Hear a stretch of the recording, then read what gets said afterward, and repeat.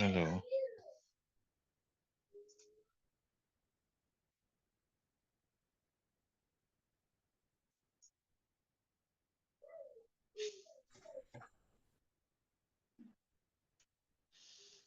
Things: the pain of consistency or the pain of regret or disappointment.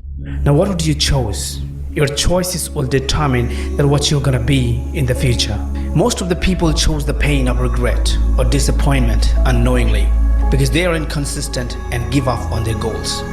They always look for an easy path. As Denzel Washington said, goals on the road to achievement cannot be achieved without discipline and consistency. Ambition is the path to success, but consistency is the vehicle you arrive in. Between goals and achievement, there is consistency.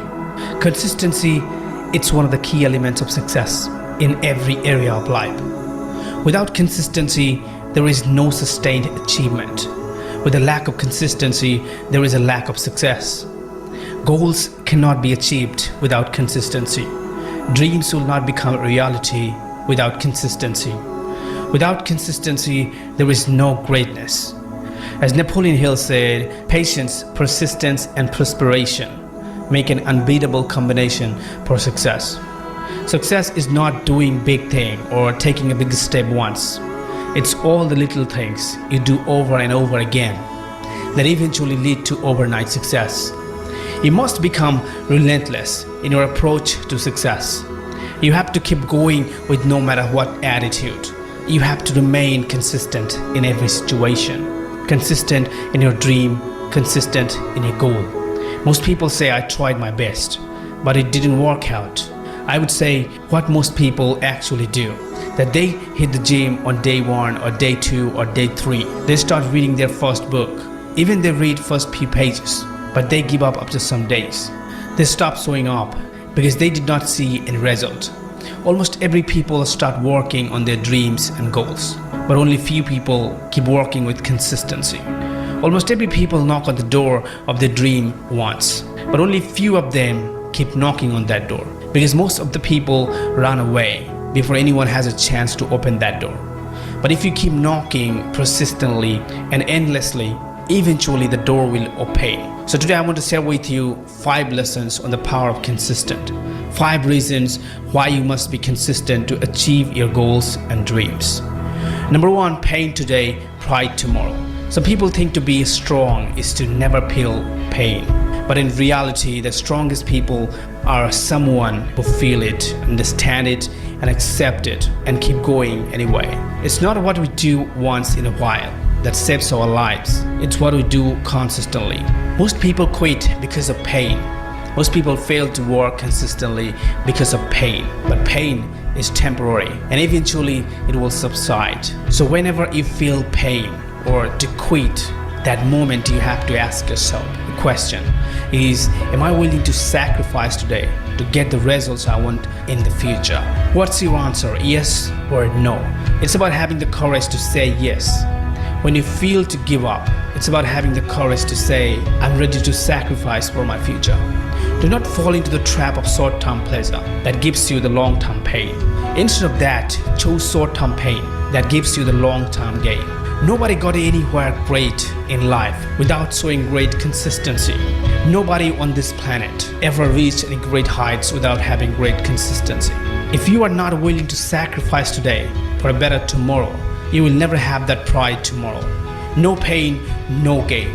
No consistent, no success. You may feel to quit now because of that short-term pain, but after giving up, what would you say when you look in the mirror? What would you say when people ask you that who you are? What have you done in life? What would you feel then? Remember, there is no better feeling than looking in the mirror and saying, I built this, I created this, I sacrificed for this, I worked for this, and I am proud of this. Do not give up.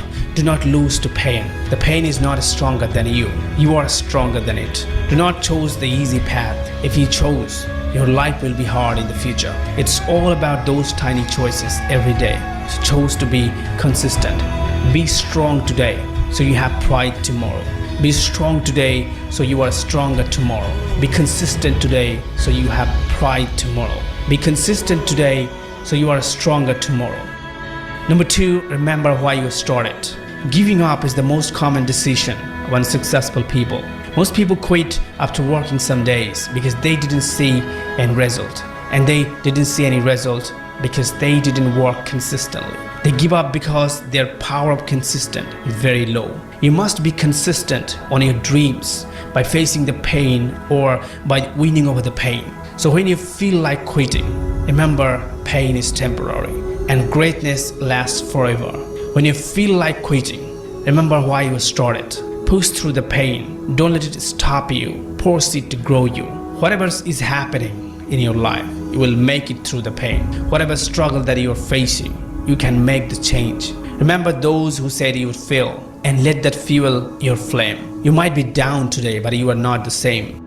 Number three, motivation does not last, so you must be consistent. You won't always be motivated, so you must learn to be consistent. Motivation does not last for a long time. There is a difference between motivated people and consistent people. Motivated people at some point somehow will give up, but a consistent people will never ever give up.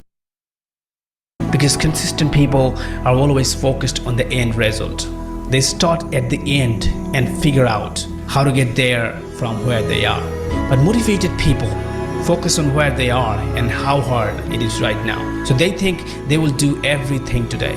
They're always looking forward to make it so quick. And at some point, they will lose their motivation and will give up. So be consistent, because great things take time. Show your power of consistency. As Epictetus said, no great thing is created suddenly. Jack Canfield said, everything valuable takes time. There are no overnight success. Number four, one day at a time. Keep going is the most powerful attitude of a successful people. I'm inspired by a quote of Tim Peerless. Day by day, one day at a time, I will be closer. Step by step, one step at a time, I will be closer. Choice by choice, one choice at a time. How does a woman become more magnetic? Magnetism is actually a function of energy. I will be better. Successful people are consistent. They move step by step. They do not go heavy to think. They do not take pressures that I have to do a lot of work today. They just simply know one thing, that they have to take a little step today. Just one little step and feel that I have built this. I have done this. I have created this. When you have a great and difficult task, something perhaps almost impossible, if you only work a little at a time, every day a little, suddenly that work will finish itself. As Vincent van Gogh said, great things are not done by impulse, but by a series of small things brought together. As Robert Collier said, success is the sum of small efforts repeated day in and day out. Number five, 2 minutes every day. Do not underestimate the power of 2 minutes or little step. You have no idea what a daily 2 minutes can do for you. You know, almost every people are ready to take action on their goals. They thought it takes a big step, more time and hard work. They think they will do more and more or everything today, but next day they stop showing up. 2 minutes of any action daily is more harder than 2 hours of one day training. Because 2 minutes of daily action needs you to be consistent. To make the quickest progress, you don't have to take huge leaps. You just have to take baby steps and keep on taking them 2 minutes every day. And let's see what happens in your life. Thank you so much guys for watching this video. If you really think this video is helpful for you, then make sure to subscribe to this channel and share this video.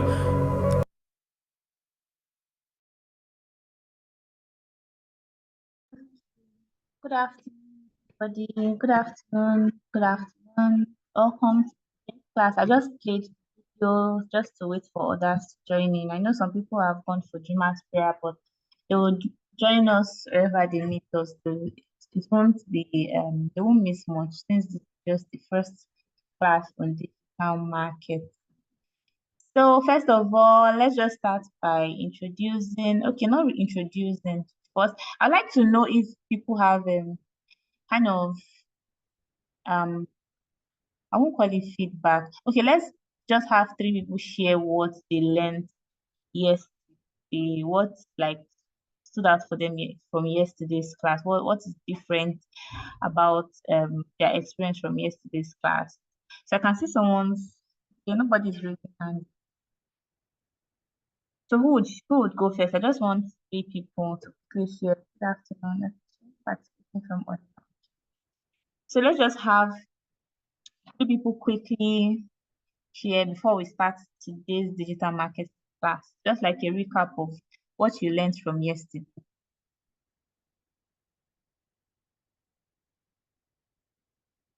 Who will go first? To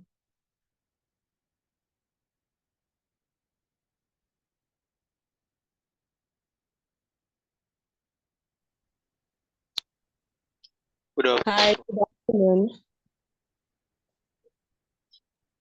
good Yeah, afternoon. Who is David. okay? David is speaking. Good afternoon. Good afternoon. Just go ahead. Okay, yesterday we are able to cover what the template on how to craft. We have 9 blocks in BMC, and after BMC we covered business plan templates and how to craft it. Can you hear me?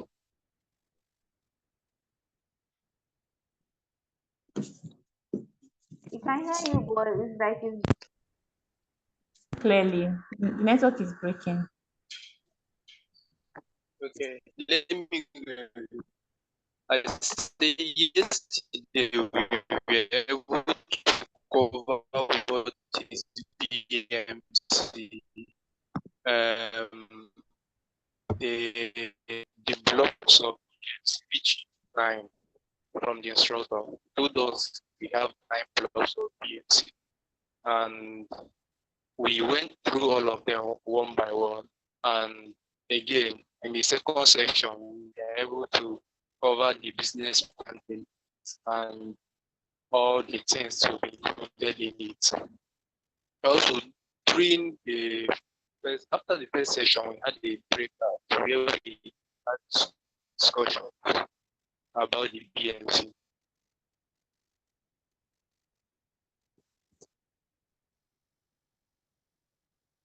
Are you there? Am I the only? Others are not talking. Am I the only one? The network is really breaking. Like we can hear you, but we can't. We are struggling to hear you. The network. Yeah, the one that asked questions, so you need to respond to him. That's what I'm saying. Like I want to know if the network problem is not from my own end. So I need others to respond The also. network is I really hear you the clearly. problem. I myself, I'm having a hot back Can here. hear him clearly. Honestly, Even from this side too. Okay, can you hear me now? No, It's still Can breaking. you hear me breaking. now? the network is still breaking. I'm even having a hot back here. I can't even hear it clearly. Okay, just hold on. You can just type it. I'll read it out. You can type your comment, David. I'll read it for you. But let another person just go so that we save Your voice time. is exactly here. You got here. Is your network that is poor? Okay, good afternoon. Good afternoon. Ufoma, you can go ahead. Okay. So yesterday, Mrs. Julie Obi took us through business model canvas. And in business model canvas, we have 9 building blocks. One of which are key partners, key activities, value proposition, customer relationship, customer segments, key resources, channels, and cost structure. And after which she also took us through business plan. And it has about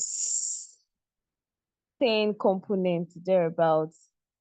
Business plan has 10 components. We have the title, cover page, which is cover page.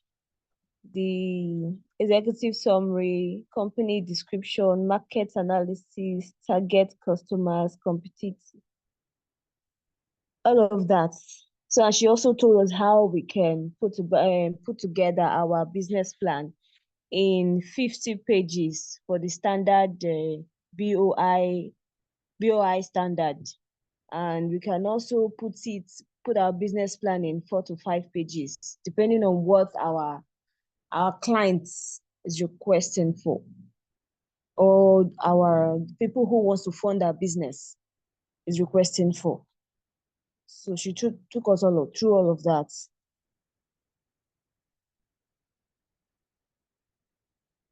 Are you there? Yes, yeah, here.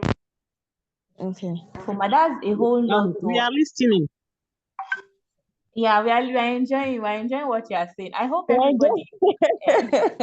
everybody is sharing the same, is it sentiments we'll call it. I hope everybody that was around yesterday actually followed like the class, because it was a lot. It was a lot, Yeah, it but it was was a very, whole lot. very It was. interactive. It was very detailed and she did Yeah. good job. She did well yesterday. All right. Thank you, Ufoma. So I want another Alright, person to tell us about their experience in the breakout room, like with your group members.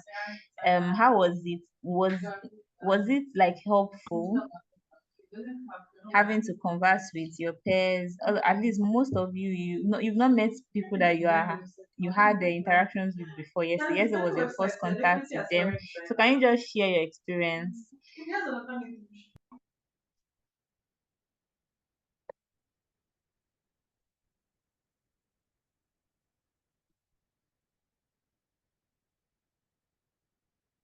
Nobody's saying anything. Okay, so I was in group 3 yesterday, and I had Julius in my group. I had Obigwe.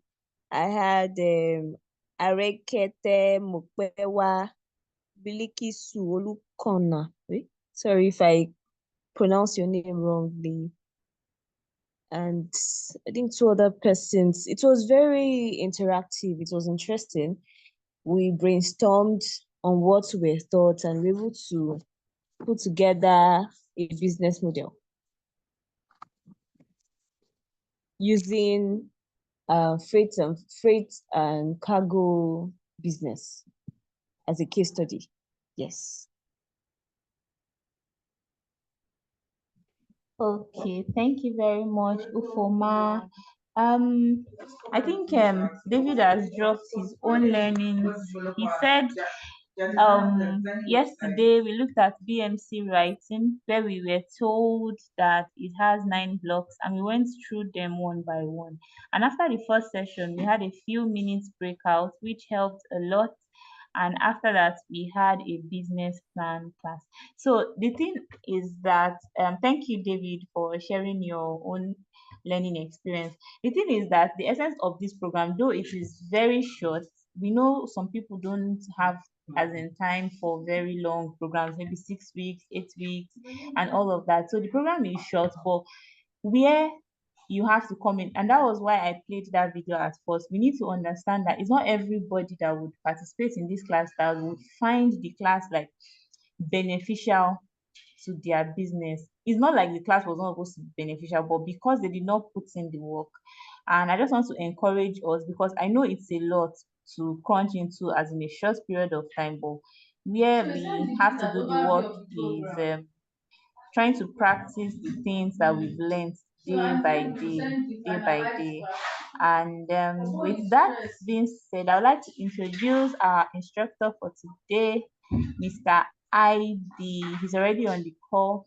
And today we'll be having digital marketing, today and tomorrow actually. So let's just prepare our minds. Let us prepare to practice, because digital marketing is a very, very practical class. And I know he's very as in free, so you can ask questions if you don't understand. Don't pretend like say you are following. Don't worry, after the class I'll go and meet another person to explain. No. That is why we are all here. Try to ask questions if you don't understand anything. Keep an open mind and be willing to practice what you are learning immediately. So with that, thank you very much. Mr. IB, over to you.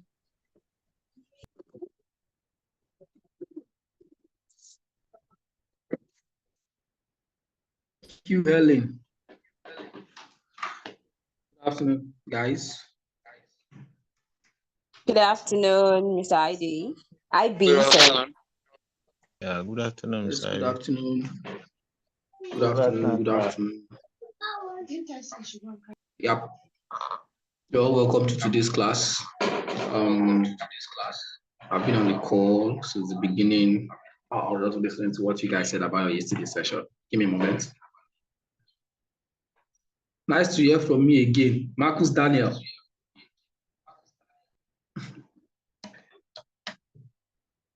Okay. I can see some familiar names. I don't know their faces, but I know their names.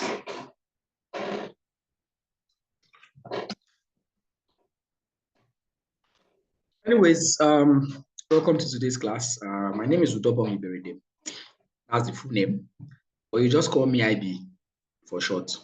IB will make your life easier and make my life easier as well, so both of us will not have problems. Like I said, a lot of people are joining from different locations.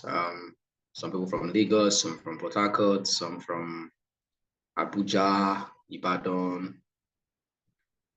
You're welcome. Welcome to the session, and I hope you enjoy it, hopefully. So I'll be an instructor for digital marketing, like rightly introduced, and I will some lessons might be conversant with some of the things I'll be explaining, but of course, for the sake of those who are joining, of course, for the first time and who have not conversant with some of these things, we will have to start. We'll have to start from the beginning. So for those who are already conversant with it, it's your luck. You're in luck, because after all, it's like extra additional knowledge to you. More like addressing what you already know. And for those who are going to be learning for the first time, just be open to learning. Try as much as possible to explain. I'll try as much as possible to explain it in a very simple way that everybody will understand. Sorry, if my tone is quite low. There's been a lot of energy exhaustion from my part. I've jumped out from a class this morning. I'm jumping into another one, so kindly bear with me, but I'll pick up. Don't worry, I'll pick up the pace. All right, can you see my screen? Kindly let me know if you can see my screen. Yes, I can see your screen. Yes, I can see your screen very clearly. I can see the screen. Okay, so rules of the game. Number one, always keep your mic muted. Very important. If you want to speak, please raise your hands up so that you can be permitted to speak. Please do not ask for attendance to the end of the session, because that's when attendance is going to be shared. Not interrupt the class by asking for attendance midway through the class, right?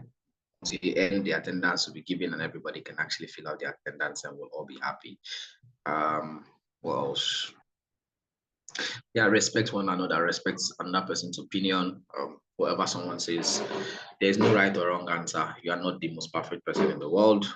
You don't have the right answers, so respect other people's opinion, respect what they say, even if you don't agree with it totally.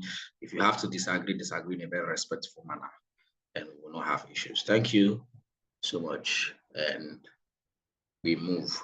So I'd like you to first of all give your idea. What do you understand by digital marketing? I don't want any Google definition. I don't want you to have a Google definition. I don't want you to start, trying to force description and giving me a whole plenty terminologies. And I just want something very simple, just a very simple answer. What does it mean to you? That is specifically to you as a person, if you piece the two words together. Yep. So if you want to answer, please raise your hands and you'll be given the floor. What do you understand by the term digital marketing to you as a person?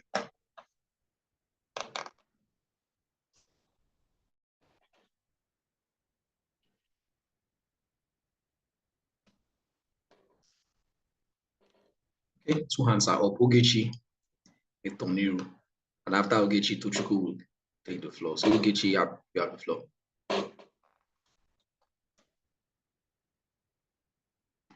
Good afternoon, everybody. Good afternoon. Okay, so in plain words, what I understand digital marketing to be is the use of digital tools or the internet or social media platforms to promote your business. Thank you, Ogechi. Thank you very much. Very correct answer. Thank you so much. Thank you. Thank you. Tochukwu. David Paulinus. Yeah, good afternoon, sir. I think I will Awesome, say sir. what I understand by digital marketing in my own words. I will say that it's all about buying and selling through the digital Yeah, space. to you. To me, my own words.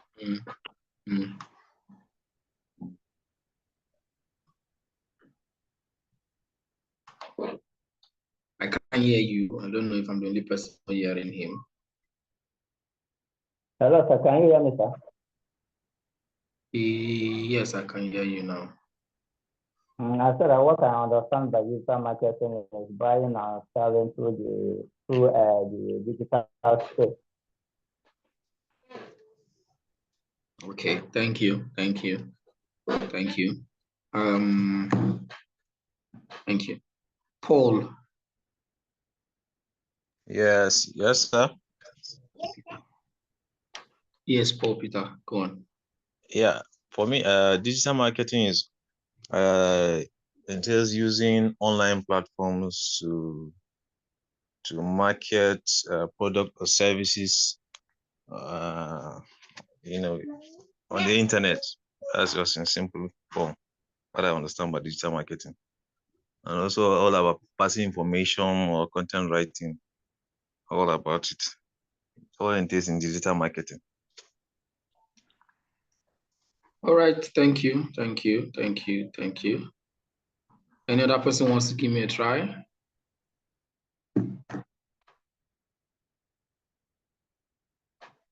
Any other person wants to say? One person wants to give it a go.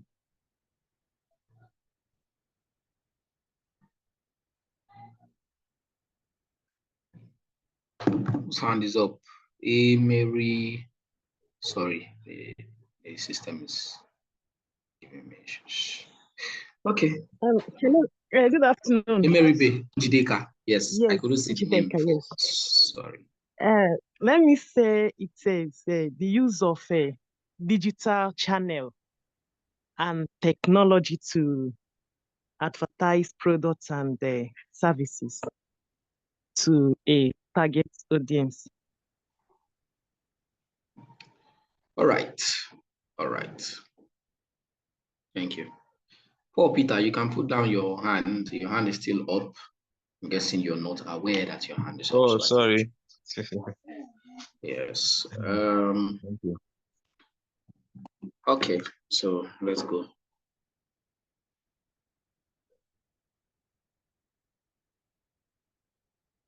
All right, thank you so much for those definitions. You're all correct. There's no wrong answer. Everybody was so correct. I think all definitions are quite literally what I have as well. Maybe just a slight difference in terminologies and stuff, but it's practically the same thing. So thank you. Okay, Marcus Daniel just said something. Let me read what he has on the chat section. Using digital technologies like the internet, social media, and other digital tools to market products. Using the digital technologies like the internet, social media, and other digital tools to market products. All right, let's go. Let's roll. Thank you for your answers. So I'll just show you what I have on my screen. Now, what is digital marketing from my screen? Digital marketing, I said, is the same thing you said. It is simply the marketing of products or services or the promotion of products or services using digital technologies via the internet, social media, or any other digital medium. Same answers. You can see that we are all on track. It's simply the marketing of products or services. Let's even break it down. What's marketing? on its own. Marketing is simply the promotion of products or services. Products or services. That's marketing, right? The promotion of products or services. Now, when you add digital, that's when you now begin to use digital products or digital tools. So it's simply doing marketing, but doing it the digital way. Doing marketing, but using the internet, using social media, using other digital media, other digital platforms. It's as simple and as direct as that, right? It is simply promoting products or services. Marketing and sales, like I was trying to define marketing. Marketing and sales might seem similar, but they are not the same. Marketing is mostly the promotion of the products or services. Sales is when the person is converted, or the customer is converted to a buyer or a client. So the person now pays for the services. Once the person pulls out money from his wallet or pulls out his wallet and then gives you money, the person has become a customer and you have made sales. But at the point where the person just sees about your product and trying to make that buying decision, you're more in the marketing phase. So let's not confuse it. As much as yes, it can be similar, can be used in close succession, they are still not the same thing. All right, so let's go on. Digital marketing. Okay. Digital marketing consists of various marketing strategies such as social media marketing, email marketing, and search engine optimization, right? Social media marketing, email marketing, and search engine optimization. These are like a few, these are not just all. There's social media marketing, there's email marketing, there's search engine optimization, there's content marketing, there's search engine marketing, and app marketing and stuff. There's a host of influencer marketing, right? These are all digital marketing strategies that we employ, right, to market products or services digitally. Now, going further down, it says that digital marketing is driven by data and how best it can be utilized to suit a business's marketing goals. And compared to traditional methods of advertising like billboards, radio, and TV, digital marketing targets a particular set of persons relevant to a business or organization. I'll break that grammar down so it doesn't seem too big. It's driven by data and how best it can be utilized to suit a business's marketing goals. What's data? Data is bits of information you can use to make informed decision. If you go to your analytics session, for those of us who are on social media, I'm sure most of us don't even check our analytics session. But if you go to your social media page now, and you go to your analytics session, and you check out your analytics, you're going to see a whole lot of data. Data ranging from how many posts you made that month. You can even backdate it to the next 4 months, the next 6 months, next 1 year. You want to see what you have done all through that range, right? It will show you information from how many posts you've made, number of reach it got, number of persons that are engaged, number of reach it got, number of persons that are engaged, and a host of many other things that can actually make you make an informed decision. Now, all of these things are there to guide your decision making. All of these things are there to ensure that you are now able to know where you want to channel your resources as a digital marketing person or as a business owner who is trying to deploy digital marketing strategies into their business. Now, we said that compared to traditional methods of advertising, like the billboards, the print, the radio, and TV, these ones don't target a particular set of persons, and they can target people that are relevant to a business organization. Now, let me break that down. Most of us know billboards. We all know billboards. We all know where billboards can be located. Now, let me use Port Harcourt, for instance. Let's say some of us might not know this place in Port Harcourt, but of course, definitely. Maybe I should use Lagos. I don't know anywhere. But let me just use Port Harcourt. Let's say someone is driving through the popular Aba Road. And of course, there are several billboards at Aba Road, right? The driver and whoever the billboard is targeting, which of course is not particular because everybody passes that road. Every Tom, Dick, and Harry passes through that road. The market women who are going to market to buy stuffs, the 9 to 5 person who's going to shop, the entertainment guy who's going to his music studio to make a music or something, the bus driver, the mechanic, the carpenter, everybody's going through that same route, and they're going to their various businesses, and they are passing through that same road. Now, there's a billboard, and the bill.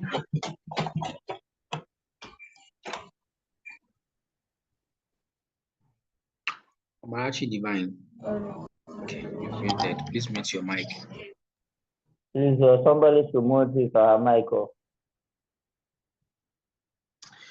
So if someone is passing through that route, and then definitely it's going to be looking at everybody, and the billboard is not for everybody. So at the end of the day, it's not targeting a particular set of persons, because maybe even the who are passing that road are irrelevant to that ad.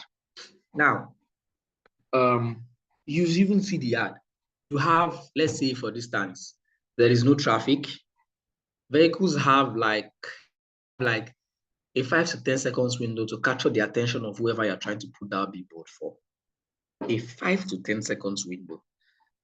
So if vehicles are driving on that road at, let's say, a speed of 80 kilometers per hour, you have between 5 to 10 seconds to send your message. So if you move next time along the road, pay attention to billboards. You see that the messages are always very clear, simple, and direct. No many write-ups. Just maybe the message they are trying to send, their contact details, and maybe social media handles. That's all.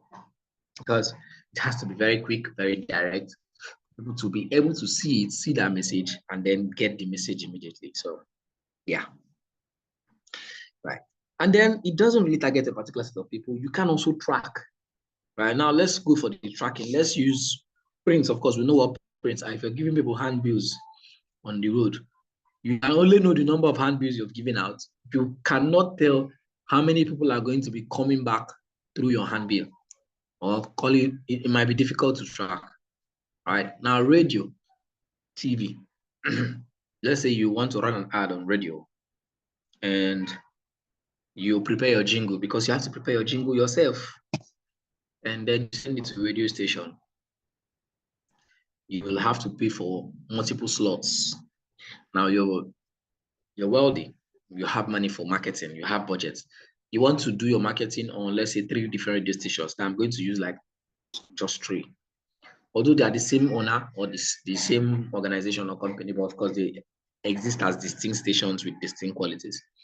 Nigeria Info, Wazobia, and Cool FM.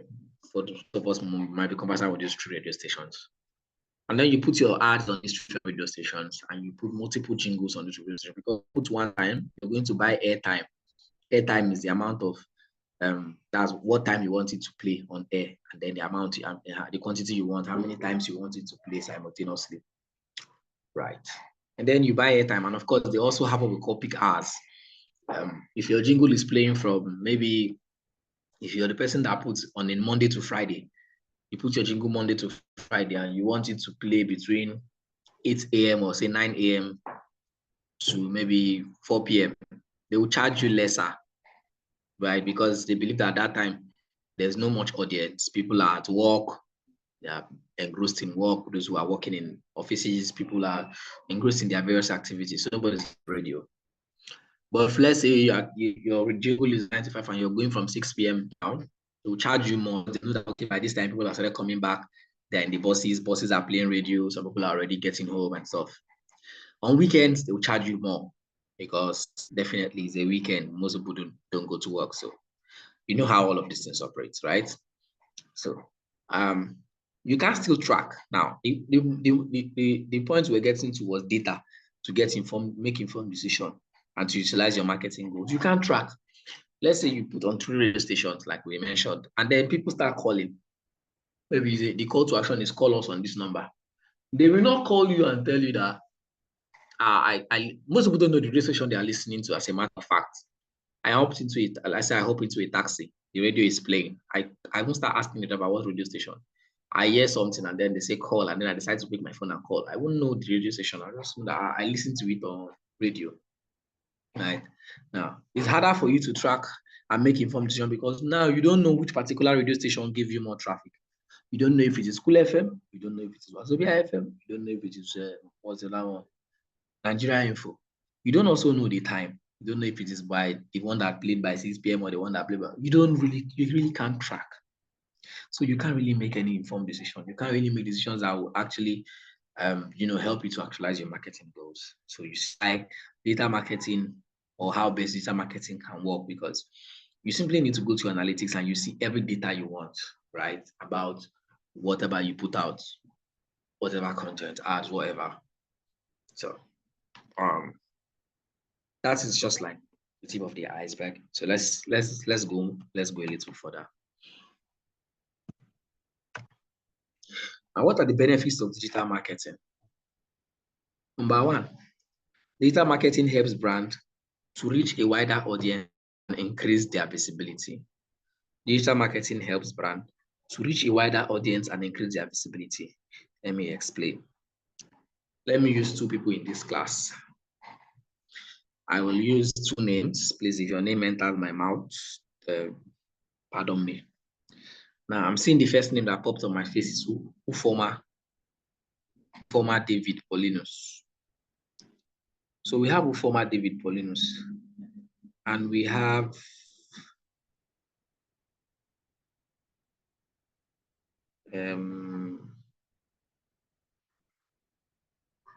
Ufoma and we have Deborah.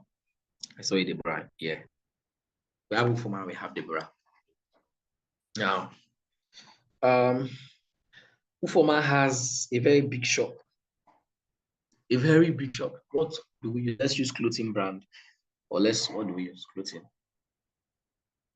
Let's use clothing. It's Polar.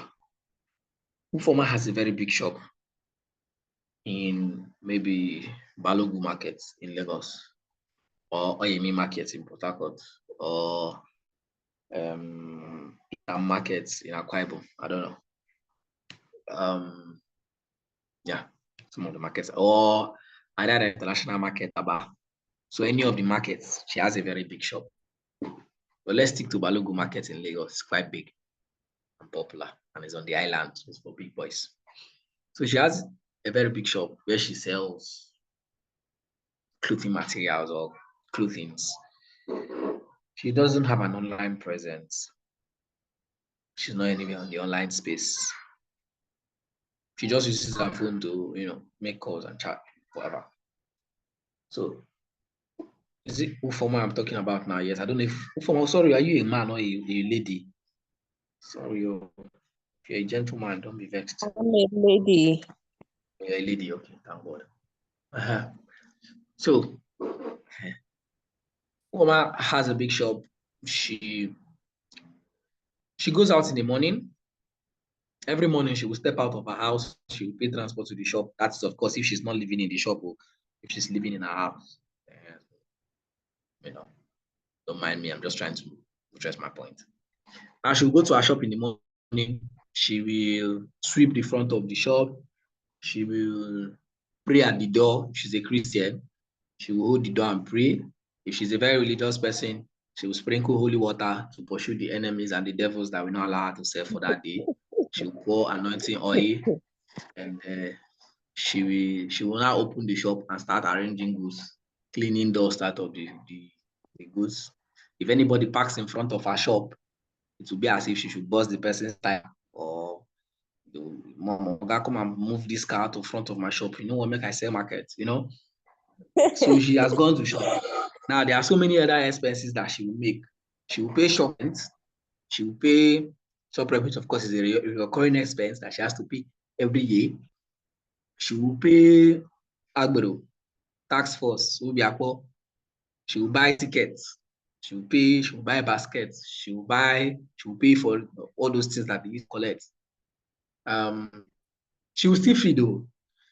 If she has sales girls and boys, she will pay them salary. They will have to be going out to source for customer shop. So like all those expenses, right? She will pay NEPA bill. She will, you see the thing, you see my problem with people. You need attendance form. You just joined the class, and you need attendance form. Jerry, what's the color of your problem? I announced that Attendance is only going to be shared at the end of the class. Please stay put. You cannot just hop in and you want attendance. You don't do things like that here. Thank you. So back to my story, which of course is leading to somewhere. So she's going to be making all of these expenses, right? And she doesn't have any online presence. Then there's Deborah. Deborah doesn't have a physical shop. Deborah also sells clothes. All Deborah has is a very good smartphone. Give me a moment, guys.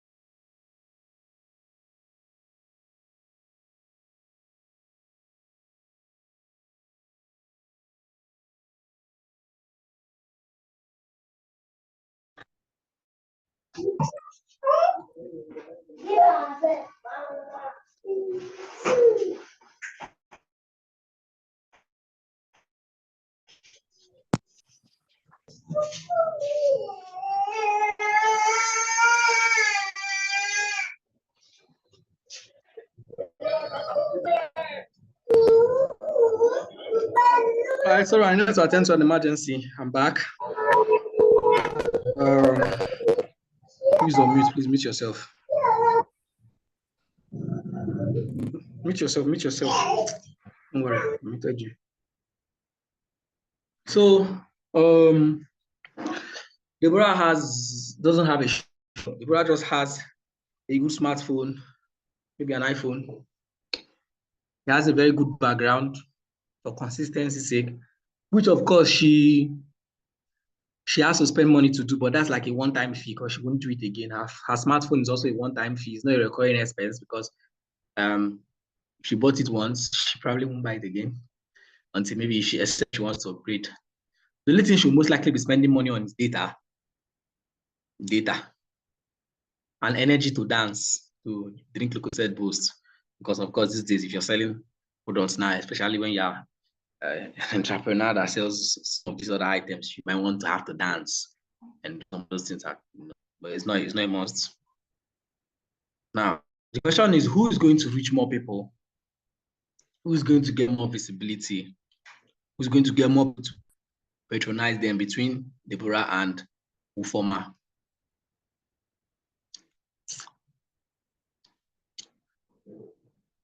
Is a question. Deborah, okay. Deborah, okay. That's Deborah. Does anybody have a contradicting opinion?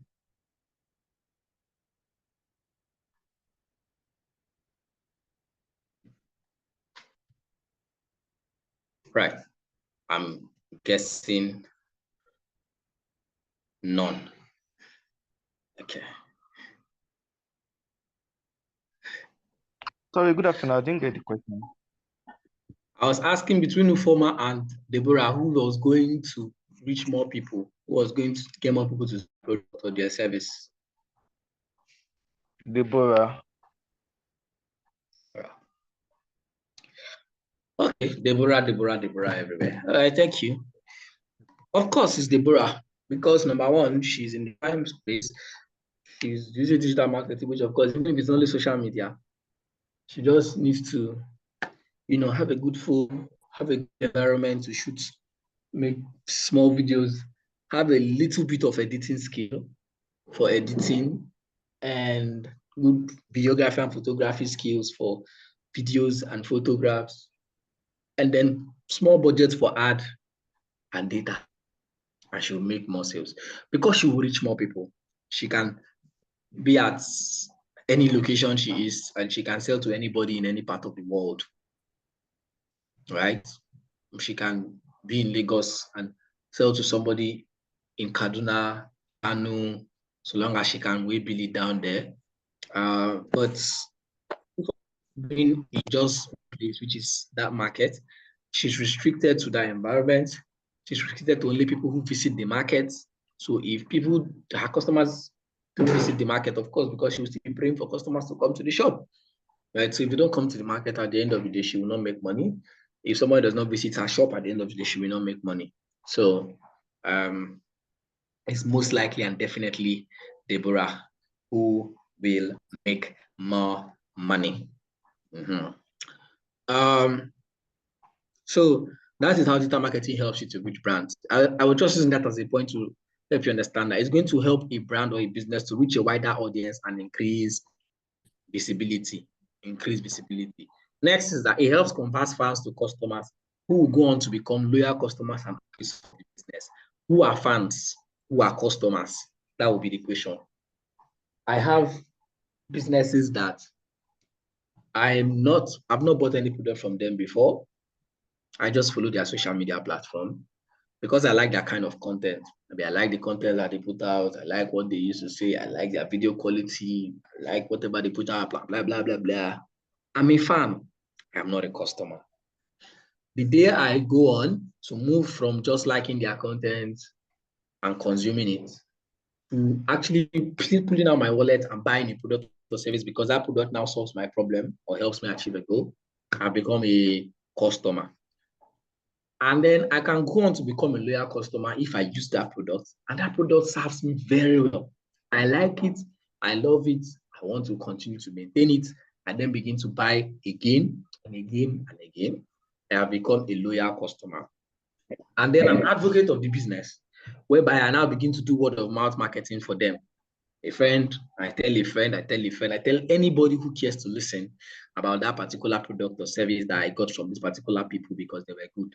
I look at somebody who has the same issue with me and I say, bro, I use this particular product or service. It was natural. It was very good. That is my word of mouth marketing. And that is me becoming an advocate of the business. And that is how digital marketing helps you, because you can convert people from being fans to being customers, from being customers to becoming loyal customers, and then becoming big time advocates of the business. That's number 2. Number 3, it helps brands to target their advertisement to the right audience. I already mentioned this. It helps brands to target their advertisements to the right audience. Who are the right audience? I already mentioned it when I was talking about comparing radio and digital. If I want to run an ad, I can specifically target the people I want. I can say I want to target only men. I can say I want to target only women. I can say I only want to target people between the ages of 20 to 50, between the ages of 30 to 40. I can say I want to target only people who are interested in beauty, only people who are interested in wellness, only people who are interested in, so I can specifically target people that I want to target, right? Not people who I don't want to see my ad. And the algorithm already knows how to, of course, it already knows people's interests. It has them it has all of this information stored in its own bank, and it knows the interest of people. It knows what they are looking for, all of this stuff, and it can be able to help us push these ads to the right people. So it helps brands get the advertisement to the right audience. It is cost effective. It is cost effective in the sense that I can spend lesser. If I want to run, Meta ads are quite cheap, like the cheapest. But if I want to run a Meta ad now, I can spend a few bucks and I will make good money back and sell. But say I want to do a billboard. Billboards are so expensive, whoopingly expensive. depends on the size of the billboard, depends on the location the billboard will be, depends on the size of the billboard, depends on the location the billboard will be, depends on size, location, type of billboard. It's going to determine how much you're going to be spending. And I can tell you that you will not be spending anything less than 500,000 naira for just a few weeks or months, or a month or thereabouts. So it's quite expensive, right? You want to do a TV ad, it's still expensive. You have to buy airtime. Airtime is not cheap. And of course, you have to buy multiple times because it's not cheap.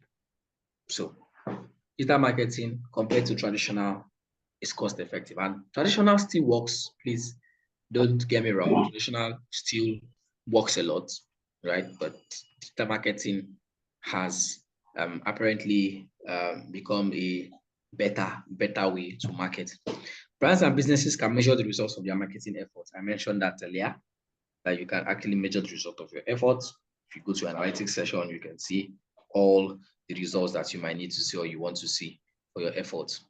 It helps brands to build good relationship with their customers. Yes, it helps businesses to build good relationship with their customers. Let's use the big boys, for instance, Pepsi, Coke, MTN, those big boys. I mean, the big boys in their industries. They always try to build relationship with their customers. How? That's the question. You will see sometimes Coke will come out to Coca-Cola and say, oh, we are doing maybe a TikTok challenge or a social media challenge, dance with Coke. And then they will ask people to do a dance, use hashtag, and do it.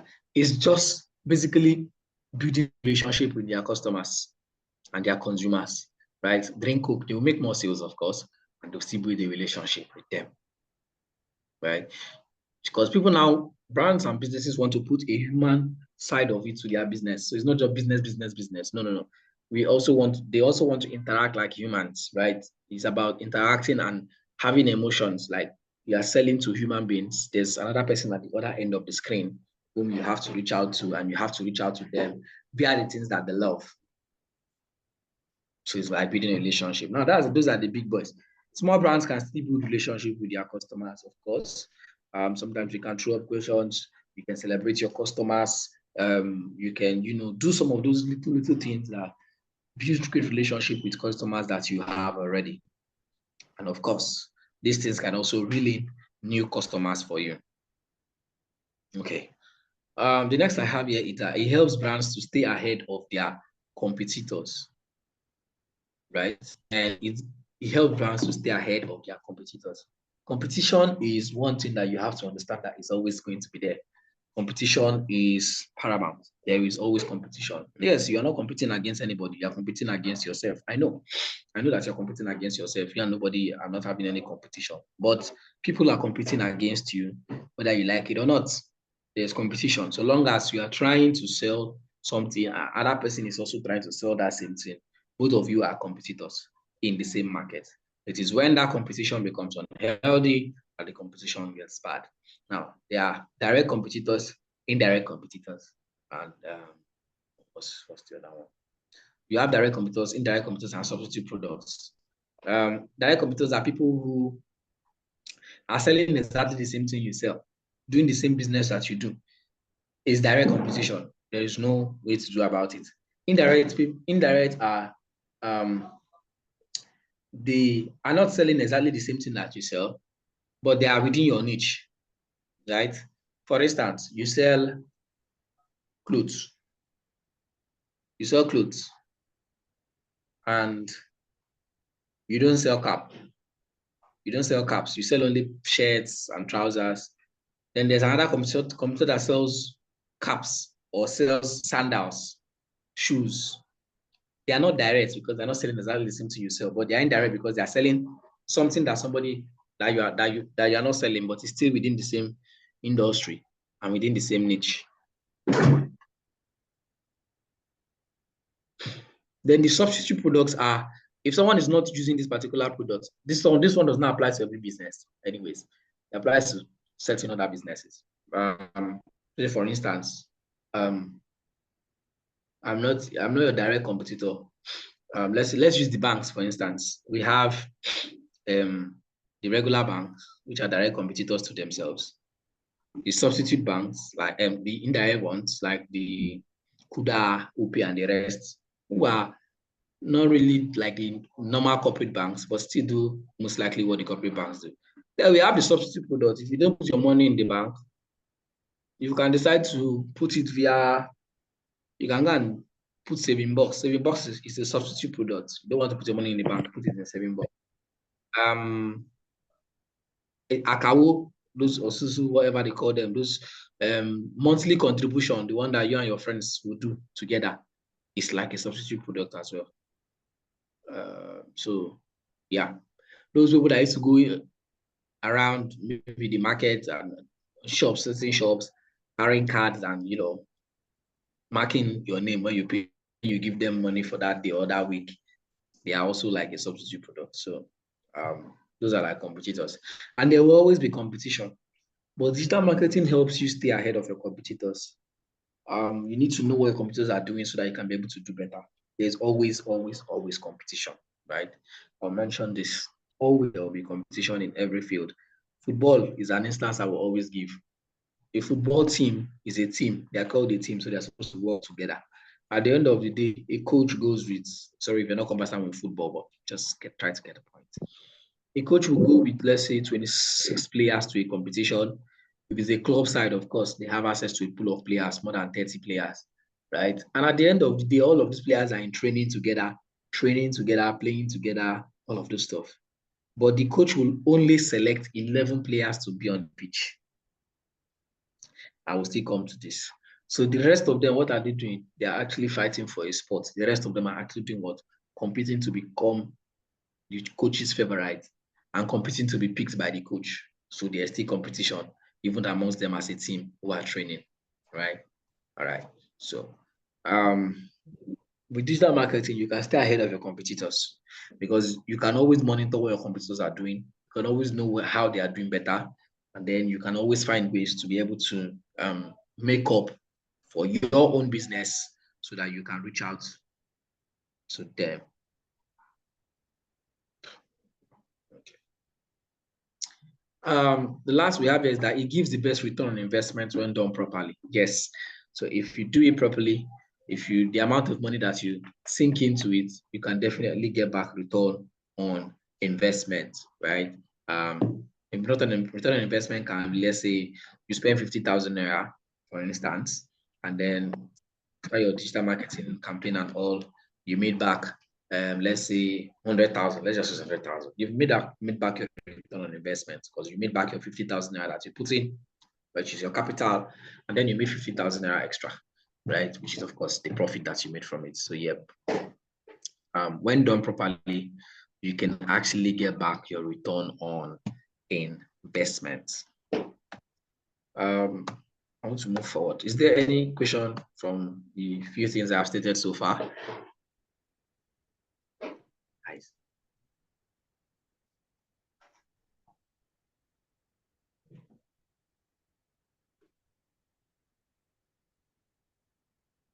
Is there any question?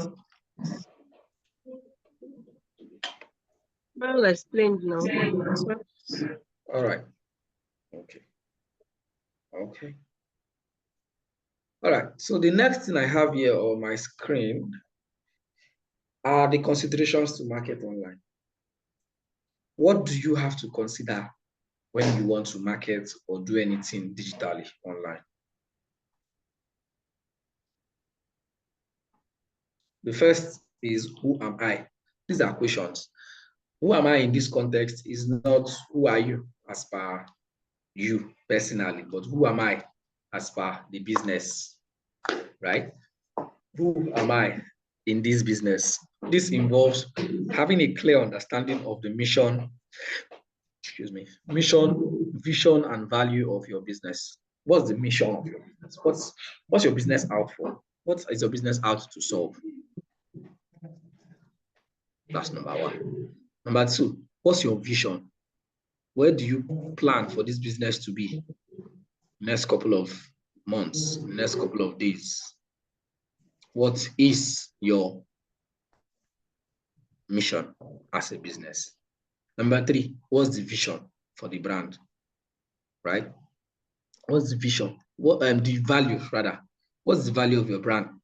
What's the value that you're offering your clients? What's the value that you're offering people who are going to be buying products from you? And at the end of the day, people are buying value, right? And people buy because your business is either helping them solve a problem that they have immediately, or it's going to help them achieve a goal. So how are you going to do that? What's the value of your brand? You need to ask yourself these questions. Like, it's the number 1 thing you need to know when you're trying to do any marketing online. Number 2 is, what do I offer? What does my business offer? This is where you consider your products or your services. What's your unique selling point? What makes you different? What makes you stand out from the competitors? What's that one thing that will make me decide to buy from you and not buy from the other person that is selling the same thing that you're selling? Back to football. 26 players, 30 players, 40 players training. The coach decides to pick 11. Those 11, he sticks to them consistently as his own squad. You have the same set of players starting in defense, starting in attack, starting in midfield, week in, week out. Why is he selecting these players? What's the unique selling points? What makes them unique? What makes them stand out? What's that particular thing that makes them stand out from the rest of the other players that are playing that same position that they play, that the coach prefers to pick these other ones than picking these other guys? Now you are the business. Your audience or your target market are the coaches. What's the thing that makes you unique, that will make them pick you over the other person, the other player that plays the same thing or does the same thing that you do? So you need to have a unique selling point. Your unique selling point can be in your price. Your price can just be what you use. Your unique selling point can be in your product quality. You offer very good quality product that nobody can see it anywhere. It can be in your delivery. It can be in your, what's the last one? It can be in the way you take care of your customers. So it can be anything, right? So you need to know that. Okay, it's fast. The next one is, where am I? Where am I?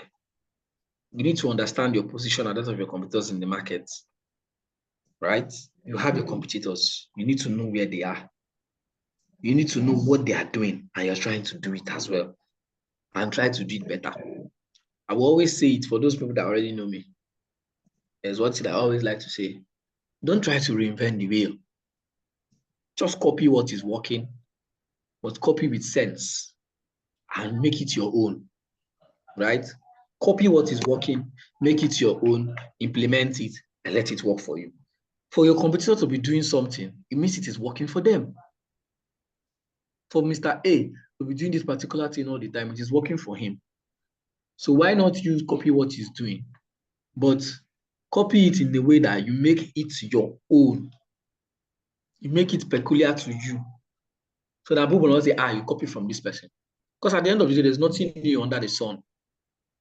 I read a book, Still Like an Artist. And the writer said, copy what works and just make it your own and implement. He went further to say, for most of us that have done projects, theses, and masters and all of those other stuff, if you're doing your research and you go and copy from one work, you just copy everything and download it and pour there, it's not plagiarism, right? It's plagiarism. But when you take from different sources, different places, take from here, take from here, take from here, take from here, take from here, take from here, put it in yours, give them their relevant references, it has become research, right? You've done your research. They say you have done your research work. So you want to be able to know where your competitors are in the market. Are they far ahead of you? If they are far ahead of you, then you need to know that, this is the amount of effort I need to put in to be able to meet up with them. Are they at par with you, the same level? Okay, I need to be able to surpass them. I don't need to be on the same level with them. Are they far behind you? what do I need to do to sustain that I keep being ahead of them before they come and meet up with me? Because there will always be competition. And when you understand what they are doing and then you try to do better, you will definitely have the upper hand in the market. And of course, you have to keep it very healthy. The next one is, why do I have to market online? Why do I have to market online? Who am I? What do I offer? Where am I? Why do I have to market online? Your why has to be strong enough, right? If not, you will fall out of business. See, those of us that are already into the online marketing thing, we know that it can be very frustrating. Yes, it can be very frustrating. There are times that you do everything, you do everything ahead, it looks as if you are doing nothing at the end of the day, right? And if your why is not strong enough, you fall out of business. It's good to rest. You can take a rest, you can take a break. And it's also good to know when to give up. It's always good to know when to let go. I'm not saying go and do a do or die affair, die hard on one particular business that you are seeing. All indications are showing that this business is no longer having head. It will no longer work. No, you don't have to die there. You can change. You can make a switch. You can make a switch. People have failed at several businesses and finally succeeded at one thing because they kept trying and trying and they never stopped trying. When we say give up, we don't mean give up entirely. I mean, give up on a particular business if it is not working and then find some other one and try, right? But at the end of the day, just keep on pushing. And what will make you keep pushing? Your why. Is it strong enough? Because if it is not, and you face these challenges, you will just rest and leave it for the people that can do it. You know, do again. So let your why keep you down. Know why you want to be in the online marketing space. All right. The last thing I have here are, who are my target markets? Who is my target market? You need to understand who your target markets are. Without understanding who they are, you will end up wasting your marketing effort by putting out things that are irrelevant to your audience, things that are completely irrelevant to them. And that happens when you don't know who your target market are. Your efforts will just be, it will just be like you're pouring water on the back of a fowl. And then when he shakes his body, because his feathers now, once he shakes the whole feather, all the water will just go off. Skin will just stand for a while and then come down. That is when you don't understand who your target market are. You'll just be wasting your marketing efforts. You'll be putting out things that are irrelevant. So you need to research who your target market are and then draft a buyer persona so as to understand their needs and tailor your marketing to suit those needs. Now, there are certain things we might not be able to touch because our class is a very short one. I like to try as much as possible to just give you certain relevant information and maybe a few technical, so you know. But the major things are, you need to understand these things because these are like the foundation of marketing or digital marketing. These are the foundational things you need to know. Otherwise, you will just keep on doing the same thing over and over and over again, and you will not be getting the expected results. So you need to know who your target market are. Now, how do you even know who your target market are? We say research. How do you do this research? How do you get to know? The best way or the best form to know who your target market are is by having a conversation with people that are your target market, so that you can have empathy for them and be in their shoes and know exactly what they are facing. I'll give you an instance. I want to sell a product that is for diabetic patients. I've never had diabetes before. Yes, I can go online and read stuff about diabetes from medical practitioners and all. But it will not give me the exact detail of information I want to know about people that have diabetes. Now, how do I get to know? Right? I need to go and meet someone who is either struggling with diabetes or has been able to. Does it have a cure? I don't know. I think it does. Does diabetes have a cure? I don't know. But let's assume that someone has diabetes and has been able to, defeat it and get past it. These are the persons you want to talk to. What were their pain points? What were their fears? How were they feeling? How do they feel when they have diabetes? There's this whole dynamics in the market that we say once a diabetic patient gets an injury, the injury doesn't go and blah, blah, blah, blah. Okay, but are you sure Are we really sure? I'm sure that there are diabetic patients that when they get injured, their injury still heals quite well, but they are diabetic, right? So if you don't sit down with someone who has had this situation and talk to them, they express their pains, their feelings, their fears, how will you know what to tell people that will make them buy from you or people who are diabetic patients? Because at the end of the day, marketing is 70% emotional and 30% logic, of course, for direct business to consumers. Precisely. You want to be able to tap to the emotional part of your target market, right? If you know the pains and feelings of people that have diabetes, you will know what to tell them that will touch those pains and those pain points that will make them consider, oh, this is true. This is what this guy is saying is exactly what I have been passing through. What this business person is saying is exactly how I have been feeling. Let me try this their product. Maybe it might just help me solve my problem. For them to know this much about me, about how I feel. These are like what they will be asking themselves because you have done that research. Now, one-on-one, of course, might not always be viable, might not always be an available option. Of course, definitely. The other thing you can do is to go into forums and sessions where these people have conversations, right? And go and try to meet them there. For instance, you can go to, like, for instance, let's say Facebook groups, several groups that have people who you're trying to target, like their community. And of course, because it's their community, they will be open to sharing things amongst themselves, things about their pains, their feelings, their fears. You can always get all of this information from there. Some of them might be seeking advice.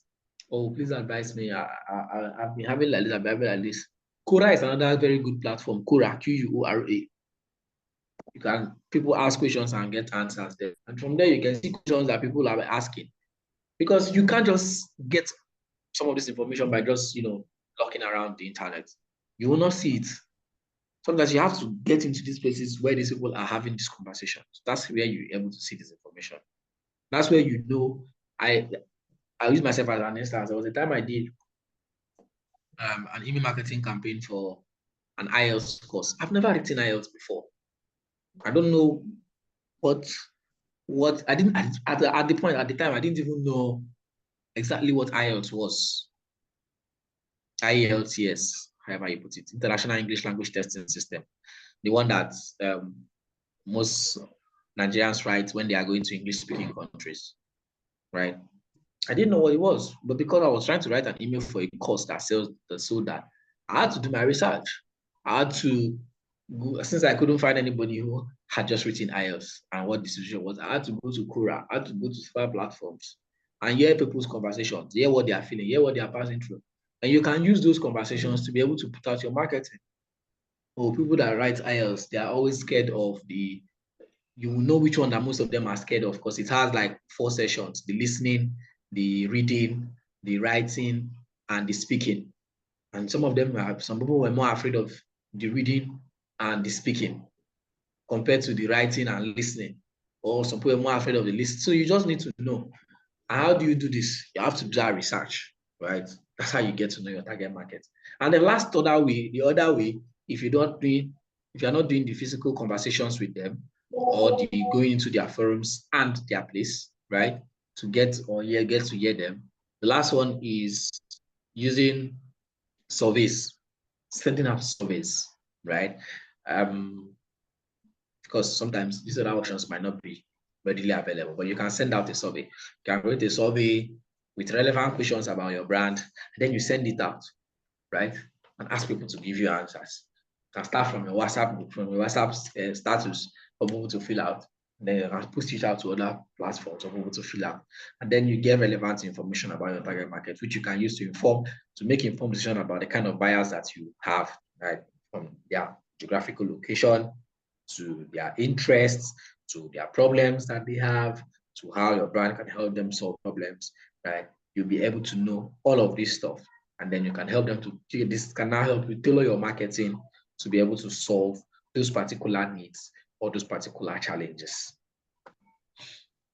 Who your target market is quite the most important thing for us. If you are doing business and you don't know who you're targeting, at the end of the day, you just be wasting your effort because your business is not targeting everybody, right? I don't think there's any business that is targeting everybody. Every business has their specific target markets. It's not every, just so you know. Okay, irrelevant of the kind of business that you do. Not everyone is your target market, so you need to know exactly who they are.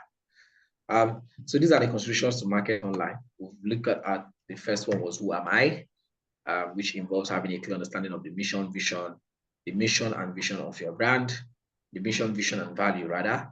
The next one was what do you offer? What is your unique selling point that makes you stand out from your competitors? Next is where am I, which is you knowing your position in the market and knowing that of your competitors so that you can be able to try to do better than them. Why do I have to market online? This is like, why am I going to do? Why do I even have to do this? Must I do this? Right? And then the last we have is what you need to know about your target market. Who are your target markets? Right? You need to consider those guys because they are the people who are effectively making you be in business. Is there any question from here? I feel like there's a question. Shoot.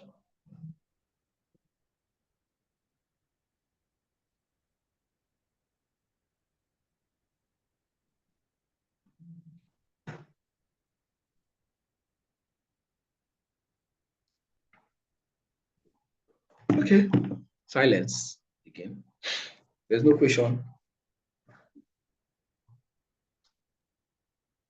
Well explained. All right. All right, we'll come back to this. Let me move forward.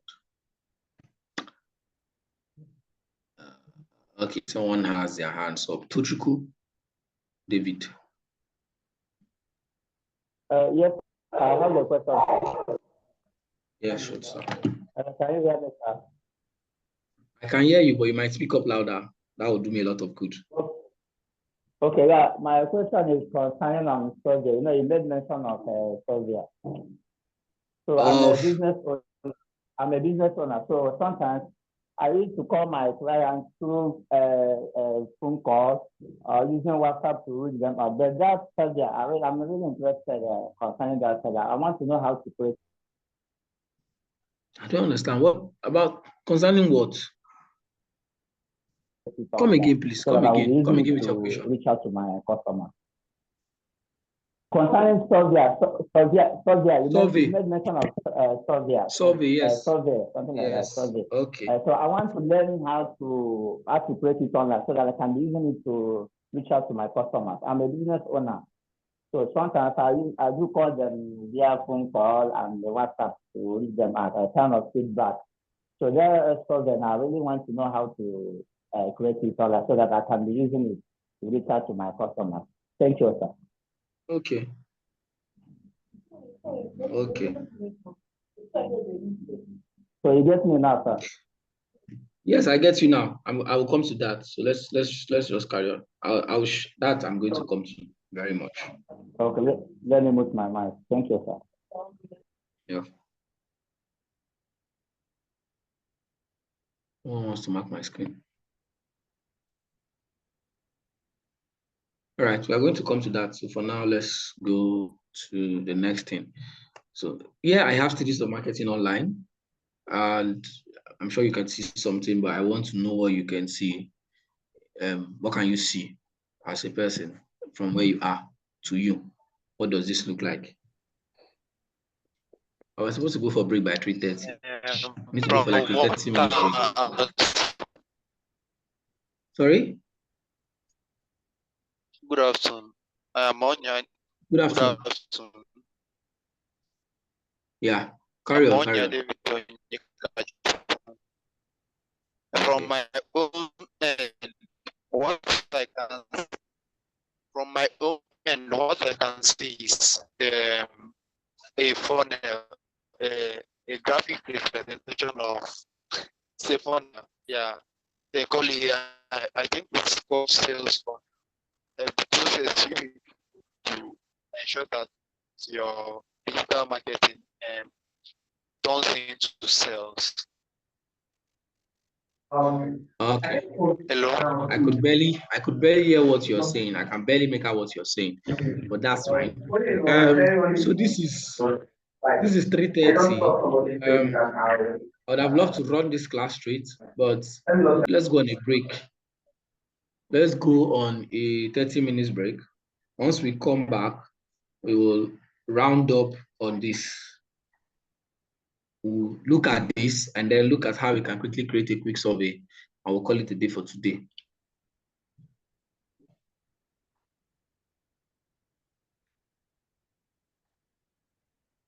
Are we clear? Yes, just 30 minutes. We'll be back by 4 on the dot. Yes. All right. All right. Time are we coming Please back? come back. Please come back So, by 4. when are we coming back, sir? Okay, by 4. 4 p.m. on the dot. Please come back. I should not look for anybody. Okay, sir. It's noted, sir. It's noted, sir. Thank you. Okay. Thank you. But you can stay on the call if you want to. If you want to go off, you can go off. You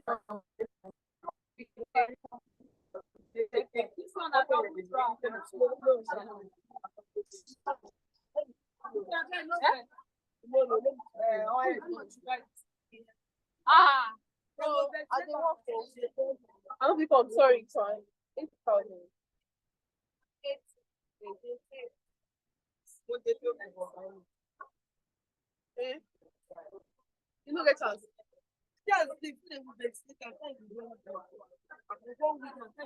And then I won't go by so I still do it. I don't forget said. Because they always they play with us. Yeah, Lisa, just tell her say Lisa. Don't forget say you always yes. Now that's like yes, no. And I come and this small hair. Look this make do away. No, I have my number now. Are you going to You people are making noise, so there is so much noise on the background. Though. So I go stand on myself.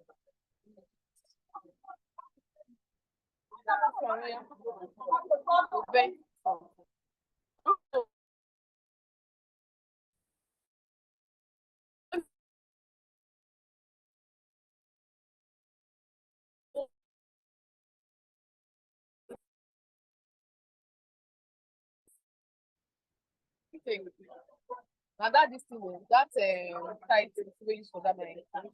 How much? How much? Oh, my hair.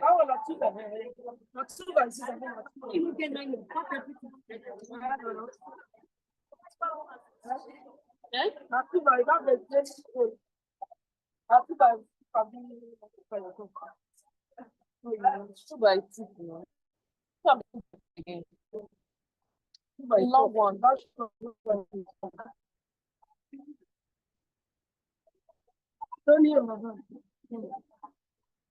Yeah, family.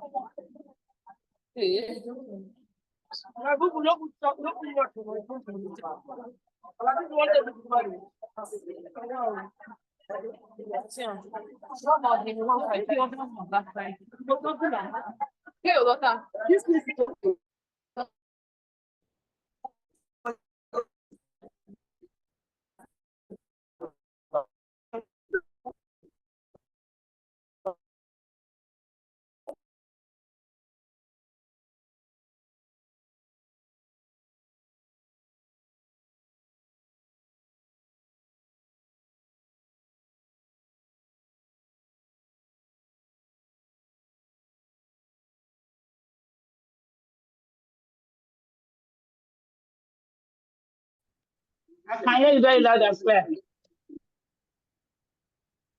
All right, great. We've been able to establish that this is, because you can still see my screen, we've been able to establish that this is like a funnel, and we have the see, think, do, care stage, right?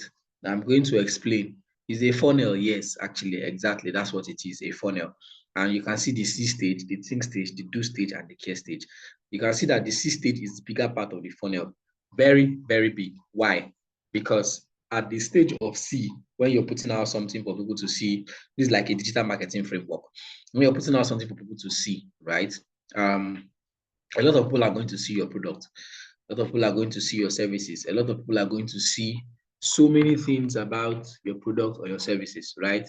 At the end of the day, but not everybody. It's going to be Kelly. I said it.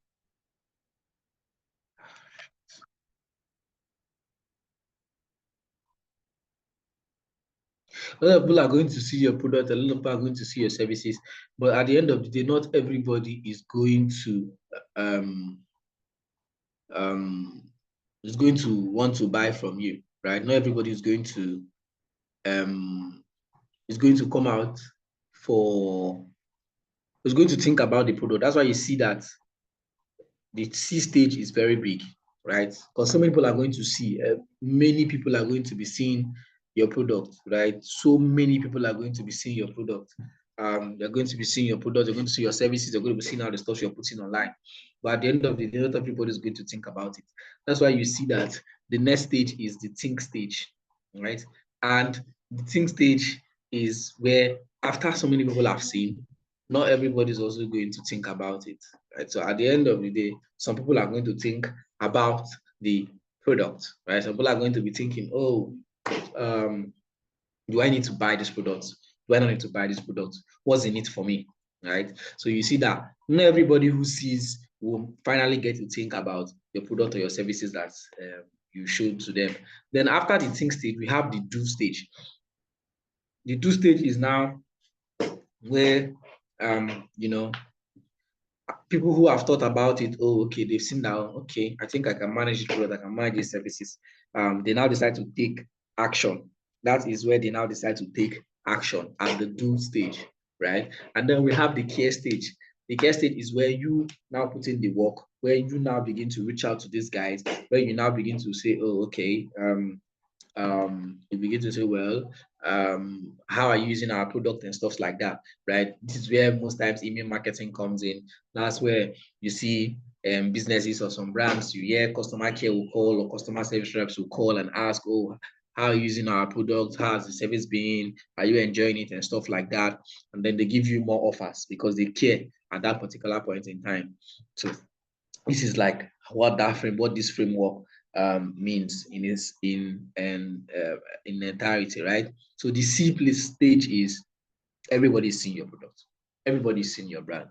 So many people, maybe not everybody, but so many people are going to see it, right? And then after that, we have the think stage. The think stage is where now people are thinking about it, right? They've seen. Next thing now is to think, right? Next thing is to think. So the think stage is where, oh, okay, we have seen this product. Let me think about it. At that point, right, you now need to put out more stuff that is going to help these people to handle their objections. How do I mean? At the think stage, a lot of people will be thinking, do I need this product? How much do I need to spend? If the product needs validation, that's the place where they will say, maybe I need to tell my wife, or I need to tell my girlfriend, I need to tell this one, I need to ask this person, right, about it. At the end of the day, right? So that's what happens at the think stage, right? So now they begin to think. Your job at that particular point is to ensure that you put out more content that are able to handle these objections. You put out more stuff that are able to say, okay, these objections, we can handle it. These objections, you don't need it. You don't need to start thinking about this. You don't need to start thinking about that, right? And then after the think stage is the do stage, where they now want to take action. At that point, you don't need to be looked for. You don't need to be found. You don't want your customers to try to reach out to you and they don't see you, right? That would be like one of the big mistakes you will ever make, because all your efforts will just be like you've wasted effort and then you get nothing in return, because immediately they try to find you and they don't see you, they move on to the next person, the next available.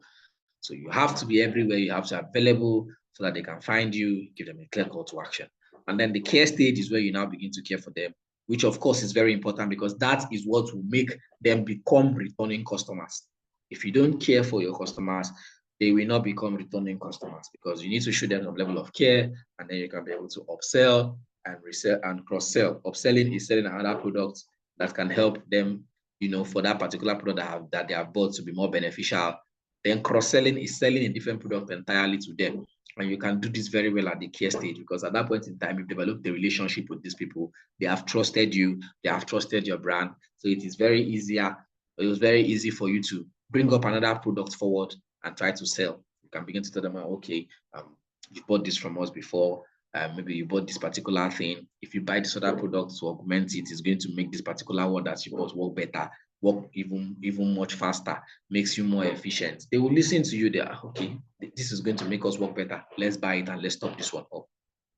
It's quite easier, right? Or you can sell them a different product entirely. So that is that particular framework, the see, think, do, care framework. We've been able to establish that. The C stage is the large part where so many people are going to see your products, some people are going to see your services, but not everybody is going to think about it. The think stage is where they begin to think, they begin to ask themselves questions, they begin to think of certain objections, they begin to think of certain things that makes their buying that product either relevant or not relevant. And your job is to try as much as possible to handle those objections by continuously putting out content that will make them make their mind, continuously putting out stuff that will make them make an informed decision to finally buy your product or your service. The do stage is where they now decide to take action. They have thought enough, they have thought about it enough, and they want to take action. Now, sometimes these things happen within a straight second. Sometimes it takes, for some customers, it takes a journey, right? Some people will see it immediately, they think about it, they like it, they take action, they buy, right? While some, first of all, see your content, they will just take some time to think about it. They'll see and see and see. They take some time to think before they now begin to take action. So you just have to be aware on how the balance works and not to tilt it. The do stage is where they take action, and then the care stage is where you now, care for them by continuously reaching out to them to ensure that they are using the products to the best of their ability, thereby helping you to build a good, great customer-client relationship. Now, there is another framework I'm going to give to us. It is not written here, but I'm going to state it out so that you can be able to write it down. It's also very, very, very important. It's not on this slide. We have the AIDA framework. I'm typing it in the chat section now. Then I'll explain it the moment I finish typing it. AIDA framework. Still another, what's it called? Another stage of marketing. The AIDA framework, I've just posted it in the chat section. Attention, interest, desire, and action. Attention, interest, desire, and action. The first A stands for attention, the I stands for interest, the D stands for desire, and the A stands for action. What is attention? You first of all need to grasp the attention of your potential customer or potential buyer.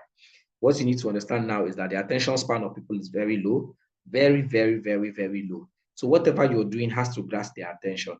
Let's use your cell phone. Let's use let's use it for an instance now. You are scrolling through Instagram. You are scrolling through Instagram feed. You are scrolling through Instagram feed. Maybe the video feed. You see content. The very first content pops up in your phone. What do? If the first 5 to 10 seconds of that content does not capture your attention, you slide. You swipe, isn't it? You swipe. If you are, maybe it's an email. If the headline of the email does not capture your attention, what do? You swipe, right? That's why you need to be able to grasp attention. Grasping attention is to grab the attention immediately so that they stay glued to the screen and they don't move. That's why you see people will be more inclined to click on an email that says, "How I killed my mother," than clicking on an email that says, what's it called? I'm clicking on an email that is random, that wants to do like sales, more sales. Now, I am not saying that you should use clickbait. Do not use clickbait. What are clickbait? Clickbaits are putting a headline that is deceitful, that is false. So you put a headline, people click on the headline and they go into the content and they see something entirely different from what you had on the headline. That will be you killing yourself and shooting yourself on the foot because people will no longer trust you because it is now deceitful. No, find a way to walk around your headline such that it actually sends the message that the content will pass to them, but the headline is captivating enough that they will want to click through, right? And it's also, I just mentioned, so first things first is do what? Capture their attention. If you don't get their attention, you can't get them to look at your video or your content or even read through. So you need to capture the attention of your users. Second is interest. After grasping their attention, you need to keep them interested. Are they going to be interested? Would they be interested? If you write a copy, the email, will the email be interesting enough that they want to read it down to the end? Right? Is it interesting? Do they want to read it down to the end? The copy, is it interesting? The video. Now let's use the video for instance. You click a video, the 5 to 10 seconds where they capture your attention, you decided to stick back and say, okay, let's see what this video does. And then you go midway along the line, you lose interest. It's no longer interesting to you. Next, what do? You swipe. You don't waste your time. It's not interesting again. I don't swipe. You move, right? Because it's no longer interesting. So after grasping people's attention, the next thing is to keep them interested, right? They need to be interested. You need to hook them up and make them want to stay till the end, right? So after the interest now comes the desire. They have read through, they have seen through. Would they desire your product or your services? Would they want to have it? Will they want to have it? Will they want to own it? Will they want to put their hand in their pocket and bring out money to buy it? Will they desire this product? Because if you grab their attention, you got them interested, and at the end of the day, they don't desire to buy what you're selling, then it was no use, of course, having them there in the first place, right? So they have to desire what you're selling. It has to prompt them to want to buy, even if they don't even have the money at the time, right? So you've been able to capture their attention, you've gotten them interested, they have desired your product, and the last place is action, which you now give them a clear call to action. What do you want them to do? What action do you want them to take? Do you want them to call you? Do you want them to send you a message? Do you want them to email you? What do you want them to do? Right? What action do you want them to take? It has to be clear for them to do it, right? And now the action part might be, sometimes action is not necessarily under your control. Reason being that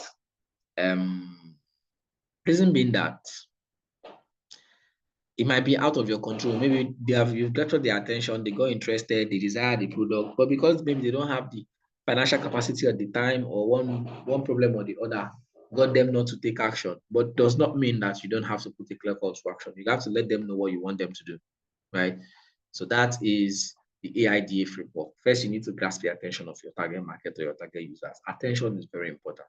Attention span of people is low. People don't pay attention to anything anymore. You're talking, someone is always you're talking to someone, they are pressing their phone, they're on their phone the whole time of the conversation. So you're not even sure they are paying attention to you, right? So nobody is paying attention to anything anymore.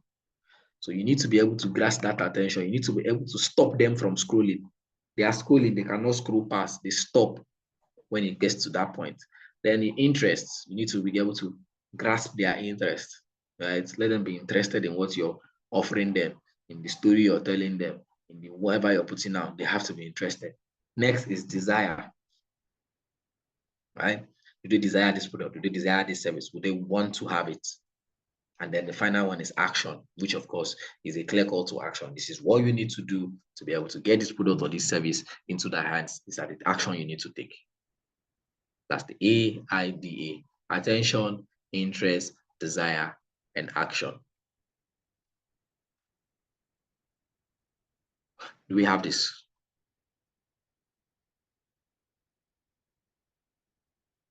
I'm sure we do.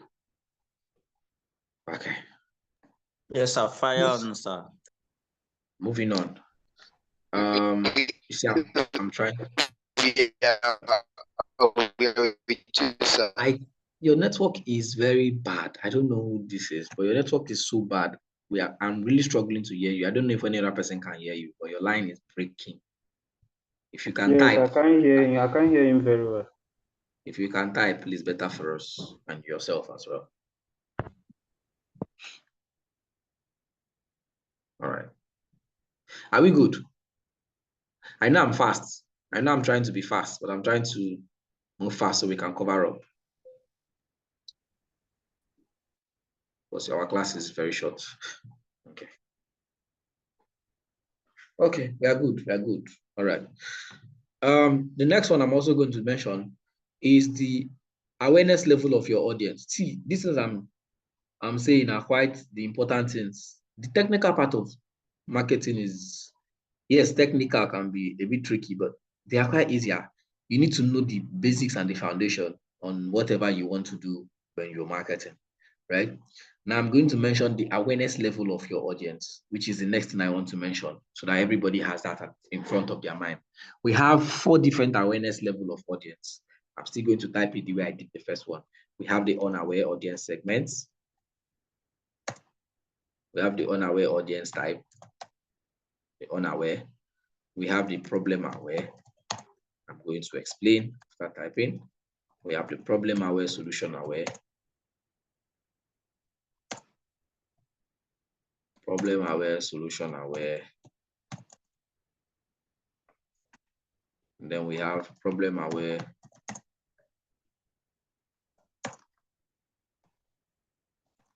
multiple solution aware.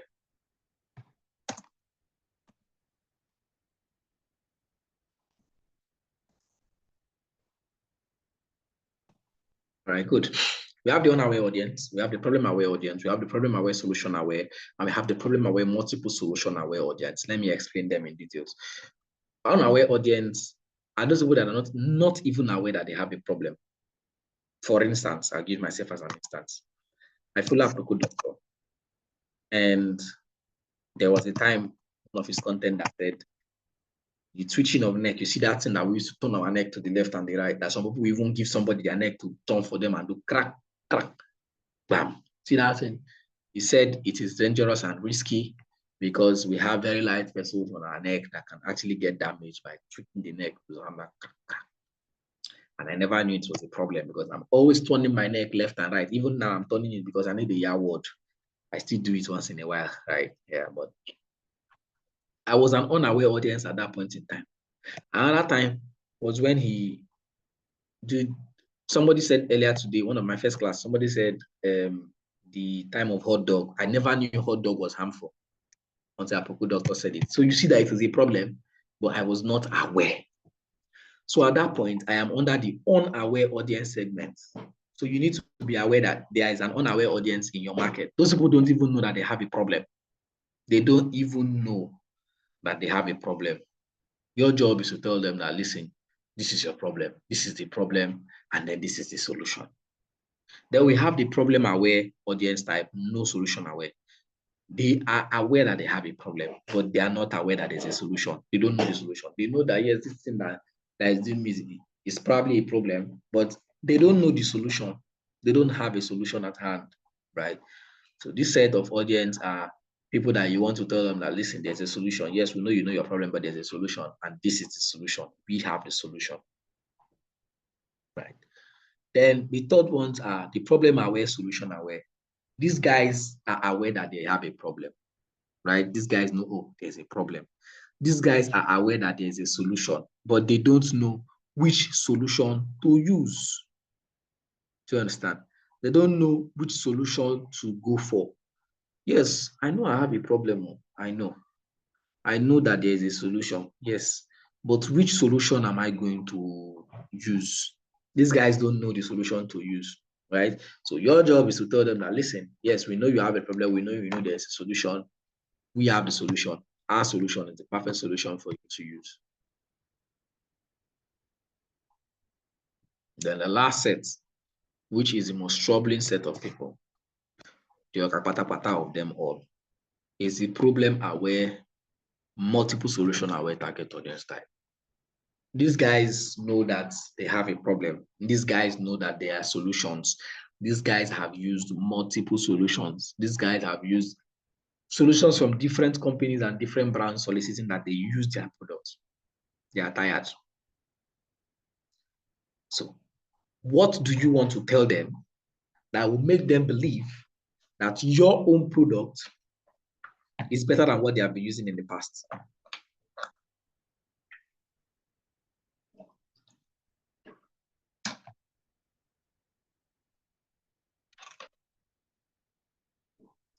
these guys are quite difficult to sell to, right? But if you can break that barrier, these are the people that you see people give money back guarantee. Okay, take our product, use it. If you don't like it within so and so number of days and you complain, we're going to give you back your money. So, or that they said that they give sample. Okay, we'll give you a sample product. Take this sample product. Use this sample. If you like, after using the sample and you like it, it solves your problem, or it gives you what you want, and you can pay to get the main ones. It's just it. They've tried many solutions. They know that anything you want to see. So what are you telling them? What makes you distinct? What makes you stand out? What makes your own different from all the things that they have tried in the past, right? So you see, we have the unaware, we have the problem aware, and so we have the problem aware, solution aware. We have the problem aware, multiple solution aware. All right. Unaware audience, they're not aware that they have a problem. Problem aware, they're aware that there's a problem, but they don't know the solution. Problem aware, solution aware, they know there's a problem. They know there's a solution, but they don't know which particular solution to use. They're confused.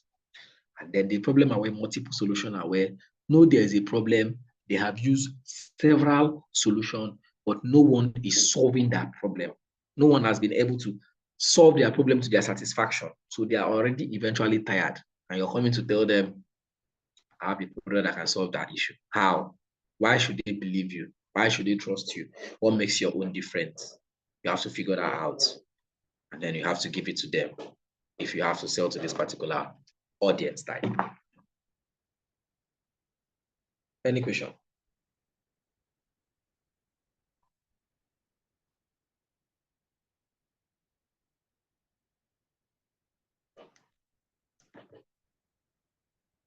Am I too fast? Any question?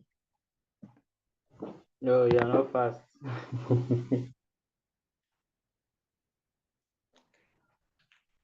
fast. Thank you. Continue. Okay. Yeah, good. All right. Go on, sir. Okay. Thank you. Thank you. Thank you. Thank you. Thank you. Thank you. So let's ride on then. Let's ride on.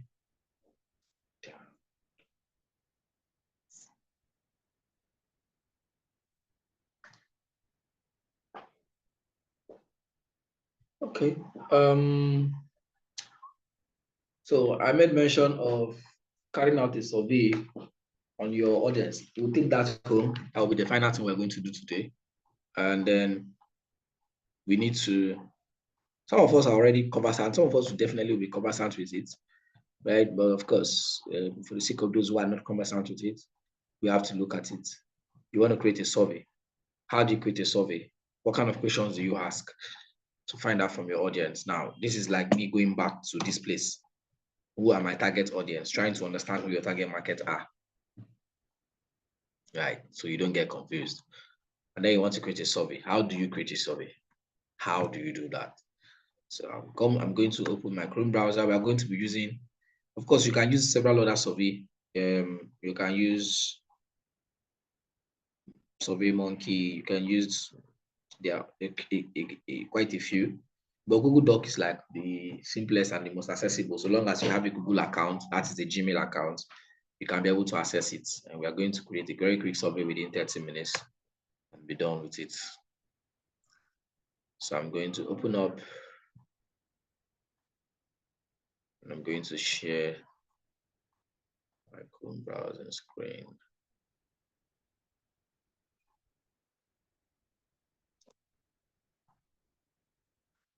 Confirm you can see my screen, please.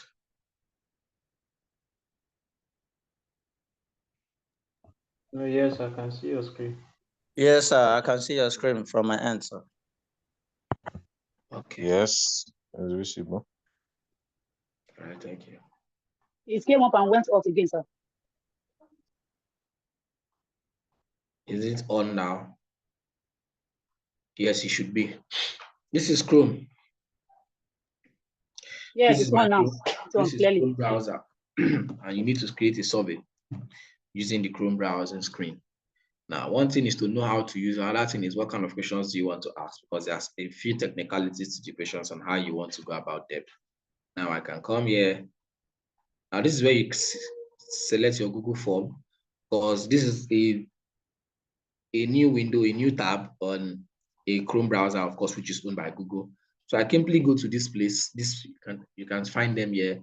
You might not see it on your phone if you're using a smartphone. If you're using a smartphone, just type google.com and you should be able to see this.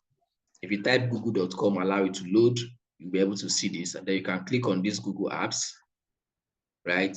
And from Google Apps, you can see various Google apps, from Google Account, YouTube, Maps, Play Store, Gmail, Google Meet, Google My Business, Photos, Calendar, Shopping, name it. All you have to do is scroll down and look for where we have forms, which is this one. Then you click on forms. When you click on forms, it's going to open up forms. Still loading mine.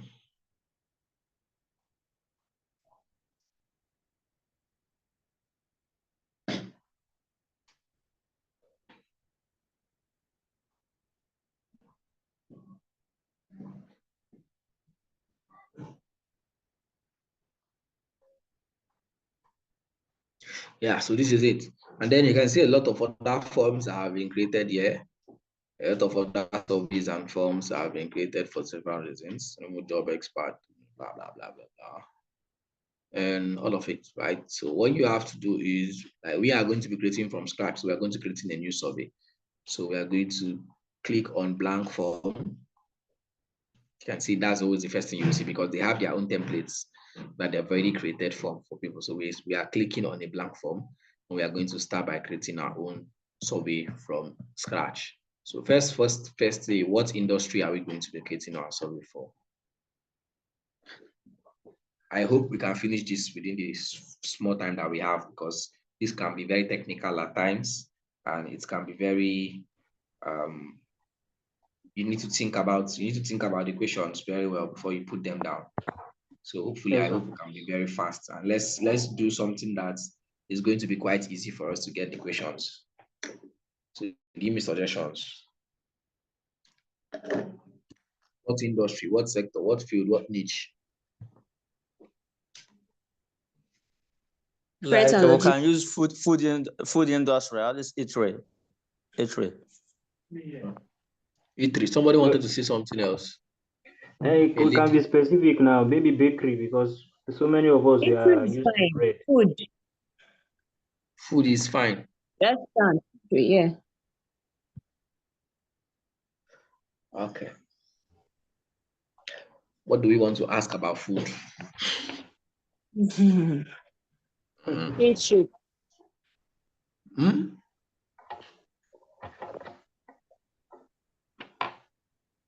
Help me. Are you people confused? Okay, let me try to title it something. What if we use this class? Digital marketing class. What if we use this class as a survey? This class? Yeah. Okay, but I think I would like to use a business, but that's also fine. So what about the other student that was asking about the form?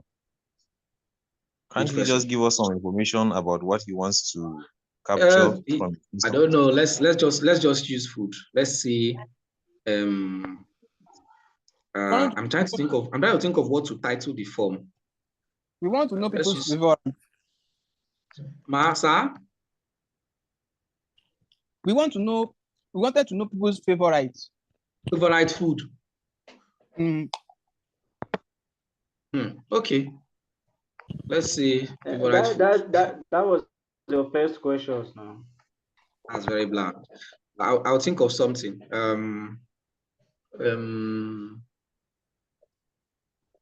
Let's see, prioritizing. Sorry, hold on. What about using the normal pizza that we?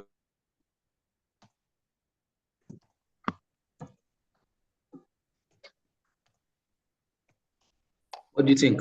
Prioritizing healthy meals for healthy living. Since we are talking about food. So I'll put my form description, which will be like telling people what they are intending, what they're about to fill. It's very important you put it down so that people have a clear understanding of what this survey is about when they're about to fill it, right? So I can start by saying, this survey is intended to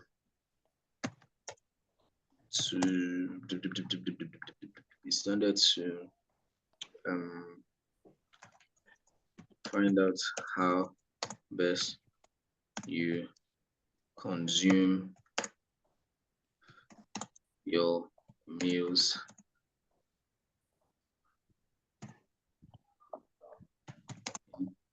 in order to prefer solution to more healthy eating habits or meals, whatever. Then you can go ahead. Prefer is not correct. Now, this is just off the top of my head. I'm trying to be fast.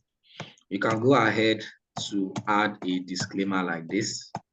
So I can say, this is very optional, right? I can decide to say,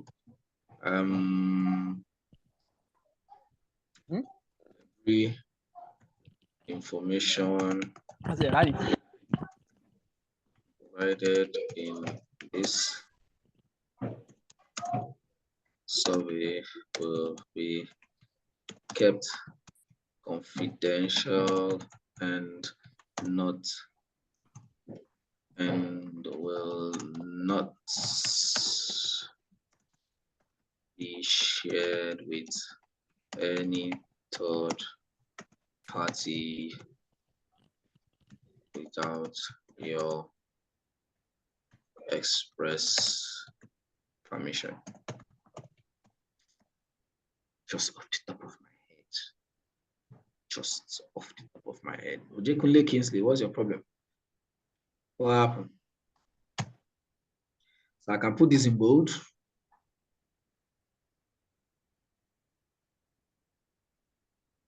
I can put this in bold. I can also put this in bold. What do you think? Makes sense. Survey is intended to find out how best you consume your meals in order to provide solution to more healthy eating habits. I think that makes sense. Okay. Okay. Like it. Okay, so let's move forward. First question, what's the first thing you ask? If it's you, it's yourself. You're the person asking this question. What's the first thing you ask? Name.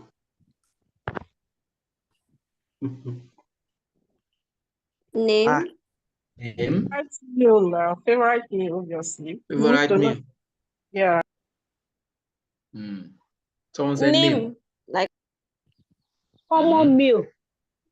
Common meal. Okay, that's okay. That's fine. So my advice, first, start very softly. Number one, you don't need name. It's too personal. You don't need email. It's too personal. You don't want anything that will give off that you need their personal information. Scrap it off. Number two, you don't have to dive in direct. Sometimes it can be too much. You need demographic information because at the end of the day, it's a survey. You also need to know where are people filling your survey from, what's their location, what's their age group, what are the people that will most likely patronize your business. So I can start by age. I can say age group so that I can give them options. If I put only age, that means I want them to write their age by themselves, which might not be a very viable option. So I will say age group, very first thing. What are healthy meals? What are healthy meals is like. Wow, what's my screen? So age group. Now I'm going to leave it as a multiple choice question. There's multiple choice here. There's check boxes. There's drop down. Choice is like option. They pick whichever option they want, either one or number two option or number three option. So it's like picking one answer. Check boxes is they have opportunity to pick more than one answer. They can tick a box, more than one answer. You see, we are going to use it, right? Short answer, if you look at the top, you see short answer. Short answer is when they can give short answers, maybe 1 word answer, 2 word answers, 3 word answers. Answers are not long, short answer. Now, there's paragraph. Paragraph is when they can give a long text, when they can write a full sentence, where they can write a full module as an answer. That's paragraph. Then we have drop down. Drop down is when you have options, but they are hidden. So they have to click the drop down and then they pick the option that they want.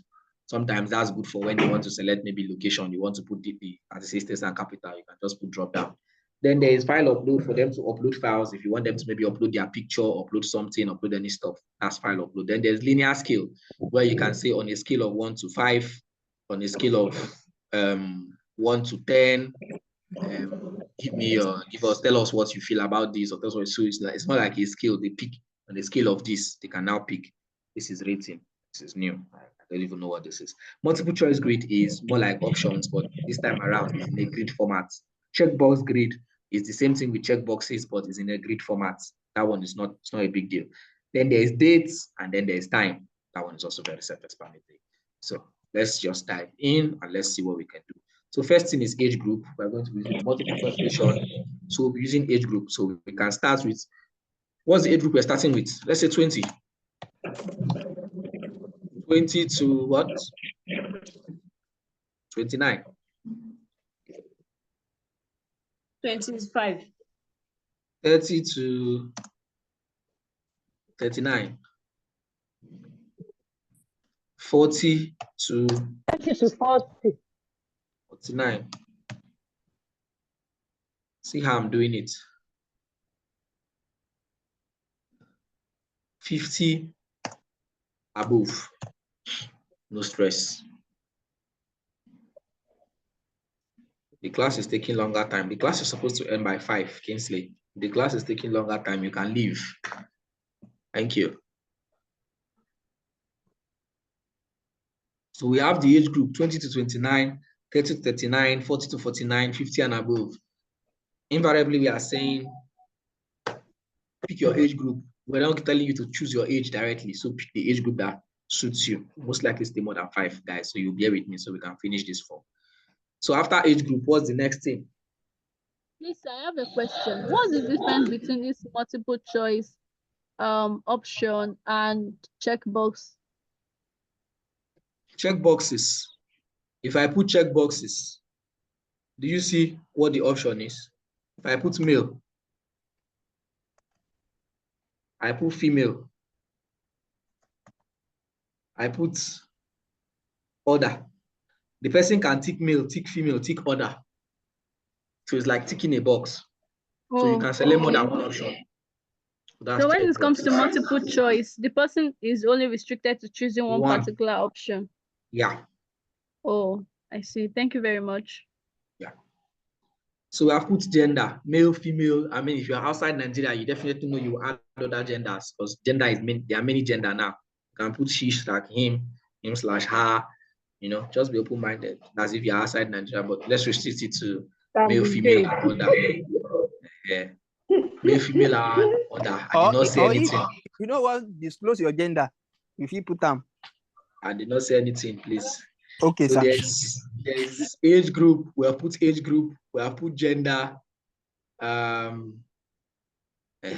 have put gender. What's the next thing? Location. Location. Location. Short answer. Let them just hide their location. You don't want to stress it. Except you want to put it at whole 36 states and capital. Now, if you want to put the 36 states and capital, you can use a drop down.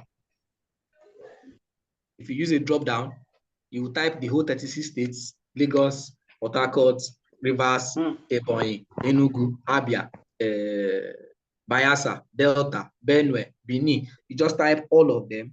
So once they click the drop down, it will open the drop down. Then they will pick one option. But since we don't have that time and that privilege at the moment, you are genderless. Okay, sorry.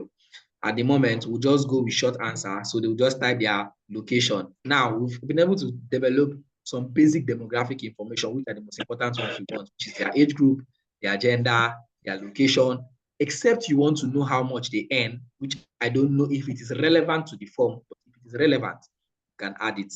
For me, at this point, I don't think it is relevant. So I'm not going to ask for how much they earn. I will want to dive straight into questions. So my next question can now be But education level. Educational level. I don't need education. I don't care about the education. Do you but you can add that as well. If it works for you, you can. I'm just trying to make my own very short and very simple. Do you prefer to Okay, sir. eat home cooked meals or outdoor meals? Next question. You see how I went in, so they will know what kind of meal they want.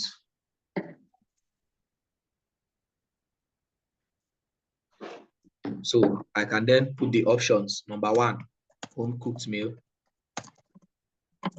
Number 2, outdoor, which is like restaurants. Number 3, maybe none of the above. Mixed. None. Mixed. Maybe both. Okay. Order. Then order. Is there any order? Your grandma meals. Okay. Now, notice that I have not made any of these options compulsory. I'm going to come to that. Let me finish. Now, the next question can be, no, this should be a tick box. I think this should be a checkbox question. Sorry, let me go back to this guy. This should be a checkbox because some people can eat both home cooked and outdoor. Anyone can go with them. Some people can choose only one. So let's leave it at checkbox. Now, my next question can be,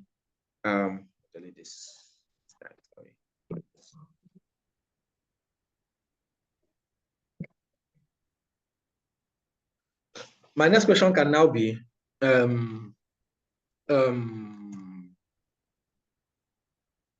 how often, for those that picked outdoor, how often do you eat outdoor meals?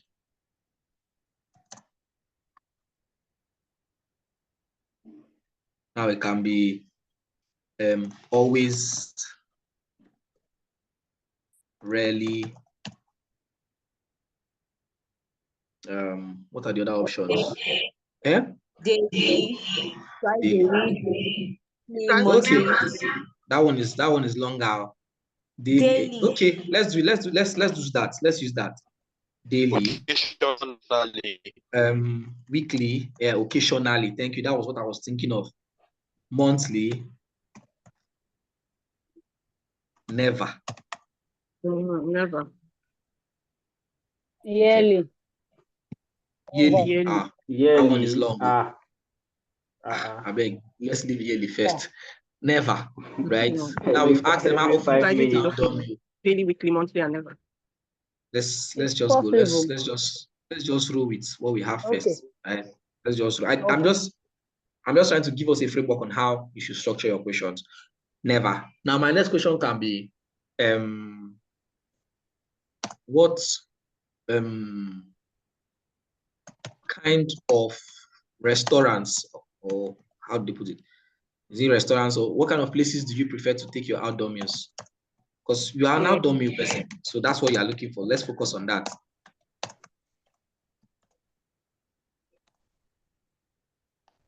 Number 1, give me the option.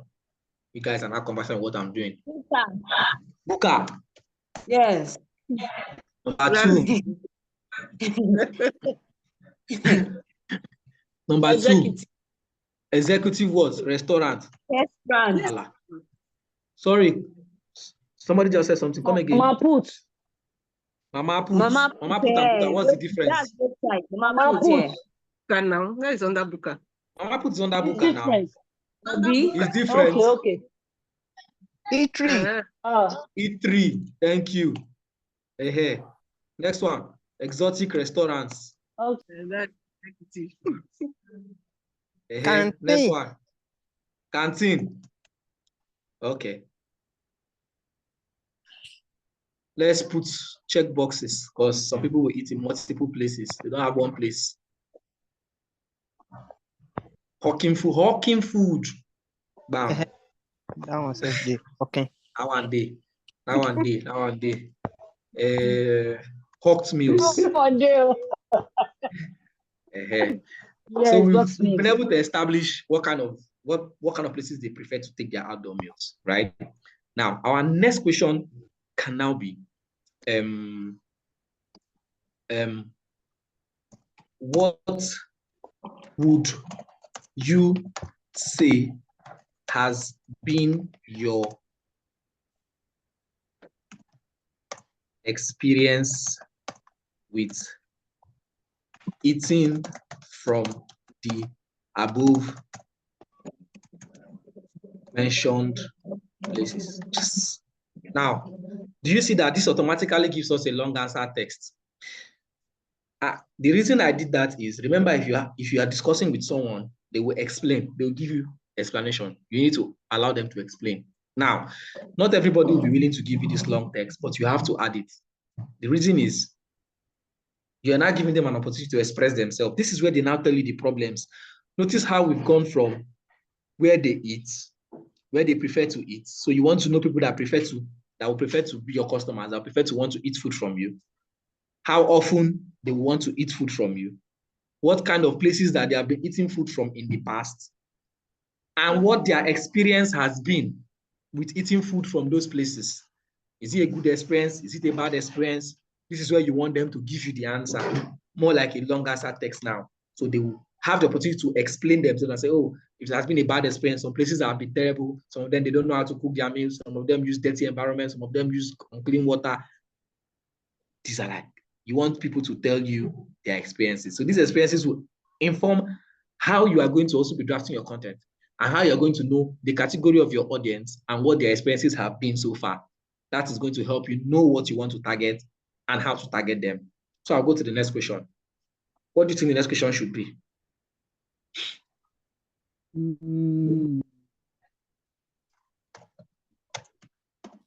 Price range. Your preferred. Wrapping up. I'm trying to wrap up the questions. I don't want my own to be long. It doesn't have to be too long. 10 questions is okay. Okay, let me give you my question. Would you prefer to eat outdoor meals or to get, now let's say you want to start a restaurant that you're going to be cooking to people's specification. That is, they will place an order and say, this is how I want you to cook my meal. I'm just saying, I don't know if it's viable, but just for the purpose of this class, right? Now, I want to subtly bring in my own solution. I will now ask, would you prefer, or will I say, would you be open to trying an outdoor meal that cooks to your specification? Question mark. Yes, no, maybe. Let me just add all. Yes, no, maybe. Why? I want to know people that will prefer to use my solution. Do you understand now? I'm asking them this question to know people that want to use my solution, right? And it's still a multiple choice. Now, my next question will be yes, no, maybe. So anybody that wants to answer can answer. The next question will now be, what will I say, what features? If it's an app now, I can say what features. But since it's not an app, I can say what will you be, sorry, people that don't eat outdoor meals, I know that this might be cringe to you, but you know, I hope you understand. What will you be most inclined to see in such a solution or in such an outdoor meal field or whatever? I don't know off the top of my head. I'm not thinking it directly, so I'm trying as much as possible to flow. What will you be most inclined to see in such an outdoor? No, I think this grammar is too much. I want something very simple. What would you prefer that such outdoor meal vendors would have. I don't know if that is. What would you prefer? Research and no, doesn't work. But what I'm trying to say, or how I'm trying to put this grammar is what they would prefer to see from such a vendor. What are their specifications like? Not really specification, but what kind of things would they want to see that will make them want to patronize this person? What are you looking up to? What are you looking up to? That's too vague. That's too vague. Yes. No direction. What do you mind concerning the food? Or I don't know. What do you have in mind? Let's just leave it like this. What would you prefer that such outdoor vendors would have? Or what okay, I think I've gotten it. What what are your expectations? Yeah, what are your expectations? What are your expectations for such meal? For such outdoor meals. Now, if you have options, you can give them options. Now, if you have options, you see long answer text automatically. If you have options, you can give them options, and the options will be in checkbox. And options can an option can be I want them to be clean, I want them to be neat, I want them to be able to cook without pepper, those kind of options. But of course, it's going to be too broad. So leave it at a long answer text for them to give you their answer. I'm wrapping it up at the moment, right? There's one place I wanted to put something. After this, what kind of places do you prefer to take your other outdoor meals? I want to add, my next question should be a linear scale question. So I can say on a scale of 1 to 5 I'm adding this so that you see how the scale works, with 5 being the best or highest. Okay, let's say highest, and 1 being the lowest. Okay, with 5 being really good. Sorry.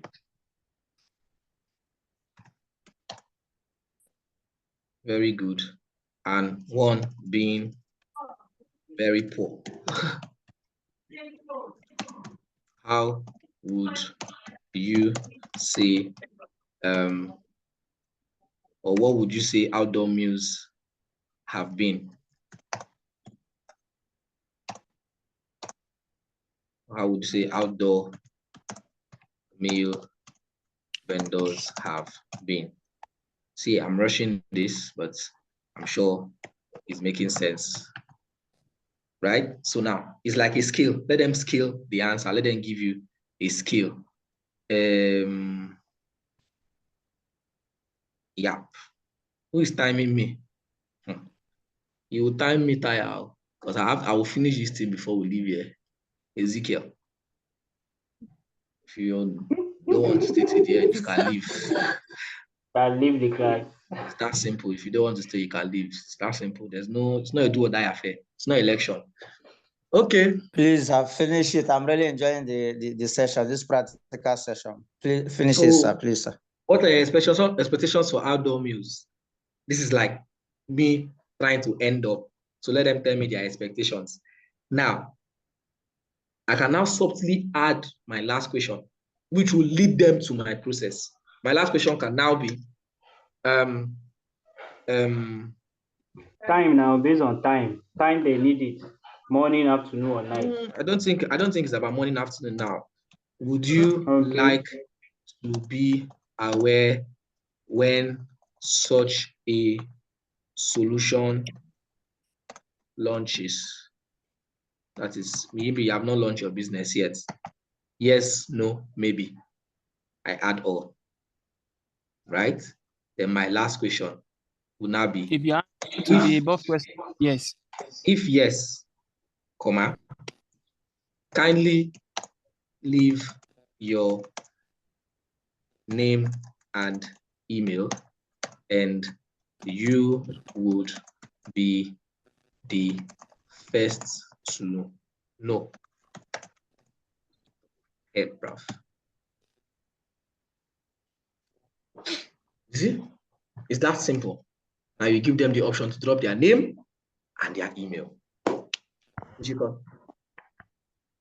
You've successfully, or what you've successfully done, or what we have successfully done is, what we have successfully done is we have gotten variable information about their demographics. We have gotten information about their interests. If they prefer home-cooked meals or outdoor meals, you want to filter and know the number of people that will prefer to eat from you and people that don't want to eat from you. How often do they eat these meals? What kind of places they have been taking these meals from in the past? How the meals have been for them in the past, if it has been good or poor? What their experience has been, for them to give you an explanation so you know exactly what they have been passing through and you can know how you can channel those pain points into how you want to market your own product. And then if they will be willing to accept your own product, what their expectations are for your product so that you're aware of, this is what people are actually looking for. This is what I can actually offer them, right? And then if they want to know when you are going to finally launch your own. And it's that simple, right? You know, I just thought of something somewhere, but I don't think we would add it. What was that? The reason that makes them prefer the one they prefer. Because you see, do you prefer to eat home cooked meals or outdoor meals? Something just popped into my head that we could have added the question that says, what's the reason they prefer whichever option that they have? Because some people have their reasons. Maybe because they work 9 to 5. Maybe because some don't know how to cook. That's why they prefer to eat outdoor. Maybe because they are not yet married. Maybe they are bachelor. Exactly. Yes. That's what I just said. They are single. That's why they prefer outdoor meal. But if you get married now, nothing concerned with outdoor meal. So people have different reasons. Don't know how to cook. I just said maybe it their wife don't know how to cook. Maybe their wife don't know how to cook. Not say it. Maybe they just love to eat out. Maybe they just love to eat out. So they have different reasons. But I hope the major thing is for you to understand how these questions are being, how the questions are coming in line and their intention. There has to be intention. There's intentionality with every one of them. Notice how I did not ask for name. It's too personal. I don't need personal information. Notice how we did not also ask very vague questions. They were specific questions with specific reasons as to why we actually need those questions, those answers, right? And those will help you make informed decisions. Now, I want to show you guys how to, now if you notice also, we did not make any question required, which is wrong. We are supposed to make some question required. Required in the sense that if they don't answer the question, they cannot submit their form. I can simply make this one required, number 1, age group, the gender required. They need to tell me what their gender is because this information are very, very important and very vital. They must feel that. Their location, I can make that required as well, but I might also leave it, optional, right? Home, this one should also be required. How often, with what they prefer. How often do they eat outdoor? Yes, should also be required. What kind of places do they prefer? This one might be not required. This one might not be required. This one, the long answer text, always leave it not required. Always, because they owe you no explanation whatsoever. They owe you, it's difficult, it's long. Some people don't have time to do that typing. So leave it at not required. You don't want to stress them, right? This one can be required. Of course, this one should be, if they will prefer. Yes, no, maybe. This one, not required. This one, required. This last one, not required. It's not a must for them to give you their name. And remember, if yes, so if somebody said no, why do you want to force him to give his name and email at the end of the day, right?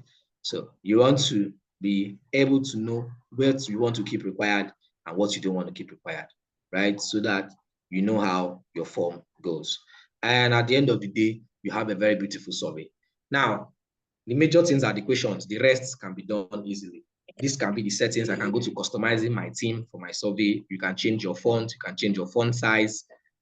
for everything. I can change the color of the form from blue to red to yellow to whatever. That one is simply just there, not big deals. I can decide to add an image at the top. You can see header. I can choose an image if I want to add an image to the top. If I've already designed or have a design of a food, an image I already have with this particular dimension, I can do that, or I can pick from the one they have. Now, if I have my own, I'll just simply click on upload and I'll upload it, right? But I'm just going to pick one of their own and I'll use, there's nothing about food here from their own. So let me just pick something I just feel like it's nice. I don't know. This one is robot, this one is butterfly. Let me just pick this one just for the purpose of the class. And then you insert the image, and then you have the image at the top here, right? So you can see our form. We now have an image at the top with the form, and then you have the equations there. And these ones are just like simple settings. Then we go over to preview. Let's preview our form. Let's look at what it will look like when people are going to be filling it. So you can see that I click on preview. When someone is looking at it, this is what they will see, how to fill the form. This email, it's automatic. Now you can see the questions, right? You can see how they can simply fill the questions and what they need to fill and submit. So we can see that from there. I'll go back to my form. And then I'll go to the send, right? Where I want to send. Now you can see collect email addresses verified. Do not collect. You don't want it to collect email. You don't want to collect email addresses. You can see do not collect. That means the form will not record their email addresses, right? But of course, then we have responder inputs, which is you want them to put their email addresses by themselves. I would just prefer you put that verified. Automatically, it will record the email address for you when you want to fill out, when they are filling out the form. Now, you can send it via email, but because we don't have the email of the people we want to send the form to, right? We need to copy a link. We want to post the link to our social media platforms. We want to post the link to our WhatsApp status. So we'll just simply come to this part where we have link. We'll click on this, and then it's going to show us the link. But you can see the URL is too long, way too long. So you have to shorten it. So they have given you the option to shorten the URL. I click on shorten URL, and then I copy the URL.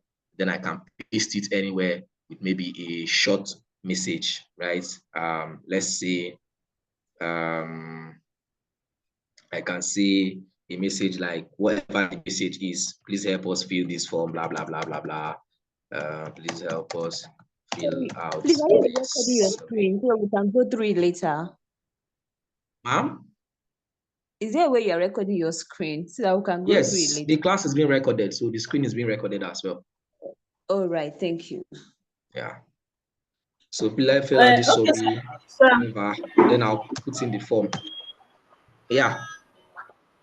So there are some forms like this that they want you to fill. If you open it, it will still need permission. How do they do that one? What kind of permission? You open it like this. You want to fill, be it the survey, the answer, the questions or stuff. It will need the author of the form to give you permission before you can access it. Yes, because the person did not grant permission for everybody to fill. Now you can see these responses. Manage how responses are collected, right? You can see email address, the same thing we saw that time. Allow response editing, limit response to one, send responders a copy of their response. These are all where you can do all of those settings. Then there's presentation.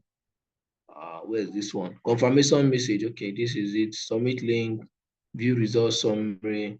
Restrictions, disable autosave for all respondents, right? You can do some of all these restrictions. There's form defaults. There's question default. So this is where they do some of those settings. Now, some forms might not be Google form directly, but Google form does not really give us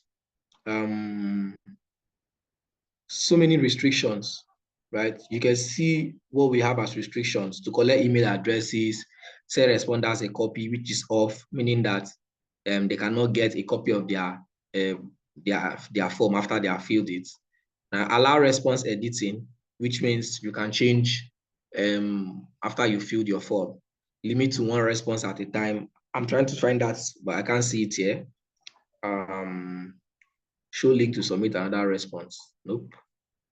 Your response has been recorded. Edit. Okay, that's like the message. None of my business. View results summary. Disable autosave for all respondents. But I do know they make some of those settings from here. I can't really give that right now. And sometimes some of those forms were not intended for the general public. So if I send my form out via email and you try to click the form and you don't have that email, you will not be, your email was not registered, you will not be able to fill the form. Then there's get pre-filled link. Okay. All right, thank you. Yeah. All right. I think I've put out my own on the chat session. I'm sure you can see it there. And then you can go through. This video will definitely be sent to you guys later on, so you can always watch it. And you know, someone has already filled out, so you can see there's already one response. So somebody has already filled out the form. Akinola Raji Quadri, and this is what the person filled out. So you definitely see your responses at the back end. You are the only person who will see your responses. You and any other person that has access to the form. Thank you very much, sir. You're welcome. We are any other person that has access to the form as an administrator. You can link the form to your Google Sheet, so you can see responses on a Google Sheet, right? You can see people's responses from here. If I link this form to a sheet, the form will open the responses on a Google Sheet, and I can be able to access the information anytime I like. Now you see where you can turn off responses. So if I decide I don't want to accept responses anymore, I'll just click on here and I'll turn it off, right? And when anybody tries to fill this form, you're going to see this form is no longer accepting responses. I don't want anybody to fill out the form again. I'll just toggle that on, and I'm going to stop receiving responses from the form. I can delete all responses, I can download responses, I can print responses, I can send them, and all of those stuff. But I can open back the form and I can begin to accept responses again. All right, I'm sorry I ate into your time. This is 11 minutes past 5. So sorry, apologies for that, but we needed to finish this because this is quite important. I didn't want us to go on the break, but the break was important, you know, to refresh my brain. Even me, my brain was already going down, so I needed to energize. I'm sure you can feel it that from after the break, it was quite different from how I was earlier. All right, thank you so much. Next factory admin, are you there? Sir, your name. Wow, holy wow. Sir, you are wonderful, sir. My name is Sir, my name? Please, sir, is there any way we can get access to you? Maybe via maybe your social handle or something like that, or WhatsApp number. Is there any my LinkedIn username? My LinkedIn is. You can drop it on the chat, sir. You can drop it on the chat. That's what I'm doing chat now. box. That's my LinkedIn. That's what you're going to see on LinkedIn. So my name is Oh. IB. Yes. So just in case. Attendance. Admin, please send attendance to them. I'm done. Let me text her. Okay, Udobong Iberedim. Yes, that's my name. All right. Thank you. All right, guys. Sir, this is a wonderful session. I'm still amazed and dumbfounded. Oh, I don't know how to thank you, sir. But God really. Oh, sir, please do not forget to send the videos across to us. The admin will do that. That's their job. Once the recorded session is ready, Sir, sir, you are a living legend. Thank you, sir. Oh my word. Thank you, sir. Thank you, sir. That's okay. Thank you. All right, please fill out the attendance. Attendance has been put on the chat session, so you have to fill it as quickly as possible, please. For those who have been waiting for attendance, now is the time. Thank you so much. I can see 4 responses on my form already. I'll see you guys tomorrow. I think we have a class again tomorrow, so I'll see you guys tomorrow. Thank you very much. At the same time. Yeah, enjoy the rest of the evening. Okay. Shoot. What's the question? Shoot. I can hear you. Is it Bilikisu who's asking the question? The attendance is not accepting response Yes, again. sir. The form is sent out. You have to fill it, right? No, don't. My own form, Hello? don't fill it. It's just an example. I'm just showing Okay, you an just give example. us like an example of what you did. Exactly All what right. I did. But And then, the The next attendance person, is the but the next attendance is person showing. attendance No is still one responding still response again. Okay, they are, wait, okay, just hold hold on on. one moment. Attendance form is Hold on, not no Hold on. responding. Oh. The Hold on. attendance Hold form is on. Hello, I not can't hear you responding. speaking. It is showing the one I Said sent my yesterday. Yes, hold on. The admin just said you guys should hold on It a is moment. not She's going to fix responding. that. The attendance form is just showing me the one. Calm down. They will do it. I just said, the admin just said, calm down. She's going to fix that now. She's fixing it now. So the form will accept responses. So just hold on. Just be patient. Please, Emma Binu. Thank you. okay, sir. Okay, sir. You guys nearly chopped my head off. Now. No, sir. Emma Binu. The form is Yeah, not Koyala. showing mistake. Oh. Hello. Did you by any chance attend UI? Responses. That's what we are saying. We said, calm down. She Admin is just sent fixing a it. link. The new link she just sent now. She just sent a new link now. Yes, and it's still not accepting responses. Hold on, let me confirm. There is no new link. Oh. No There link. is. Give me a moment. No link. There's the first one that was sent. There's no It's another still one. the first one. There's no new link yet. Okay, let me reach out to the admin. I think she's working on that. Yeah, I want to go. Bye. Where are you All right, going to, guys. sir? Hold on now. I'm here now. I'm still here. I've not gone yet. But I want to go. I have a meeting by 7. I need to relax and I have somebody I need to have a meeting with. So maybe they should send the link to our emails. I don't know. I'm talking to the admin.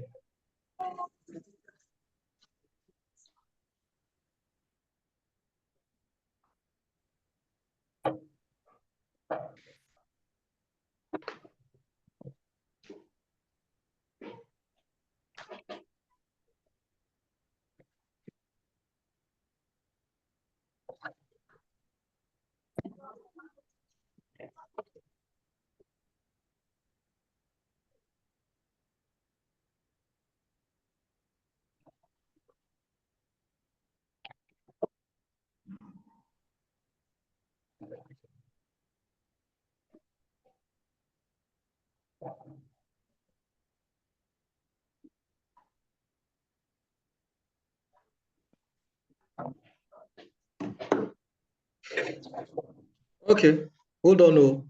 Hold on. People should not vex. So don't riot, please. Don't protest. Hold on.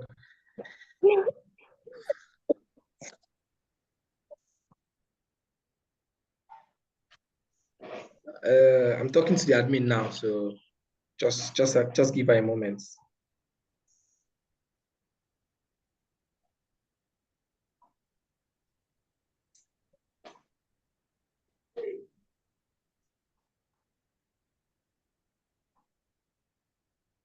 I think she's working on it, so please give her a moment. She will soon send it in.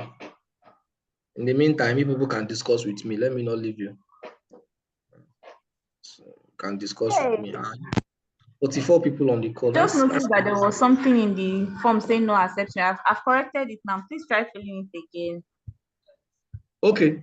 You've corrected it, Abby? Yes, yeah, I've you guys should try corrected filling it again. Please send the new link. Please send the link again. Just send the link again. They have used messages to cluster the link up. Okay.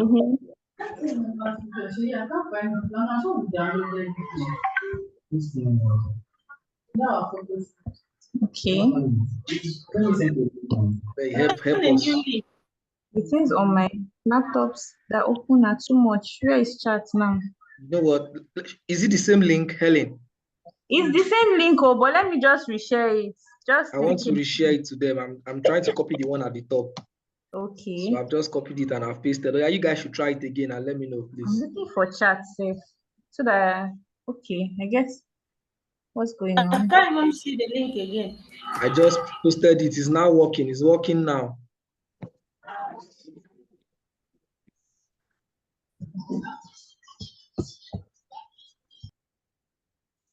Who is this one? Service level agreement. If I attended UI, no, I do not attend UI. You blessing. I do not attend UI. You, I'm a Uniport boy. You. So that's the link. I've posted it like 3 or 4 times.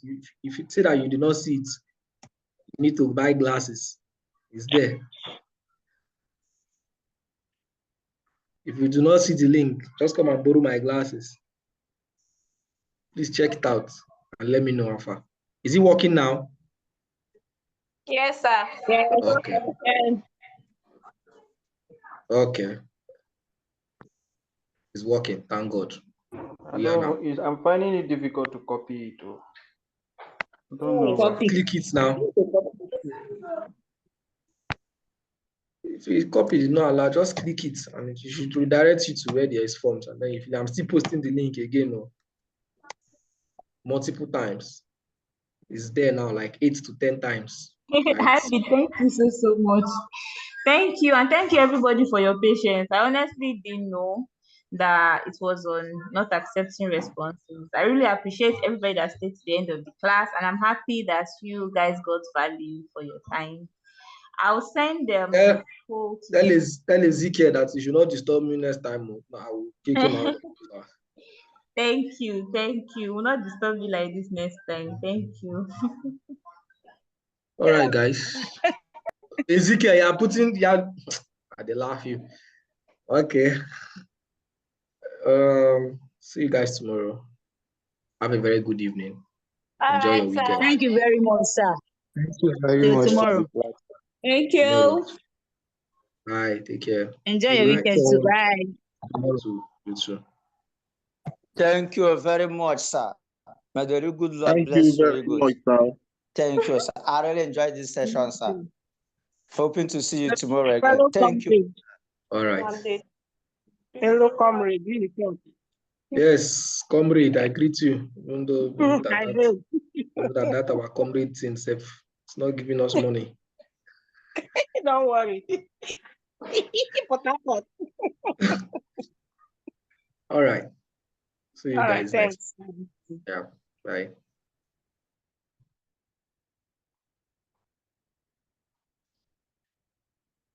Bye. Bye. Bye. There you go.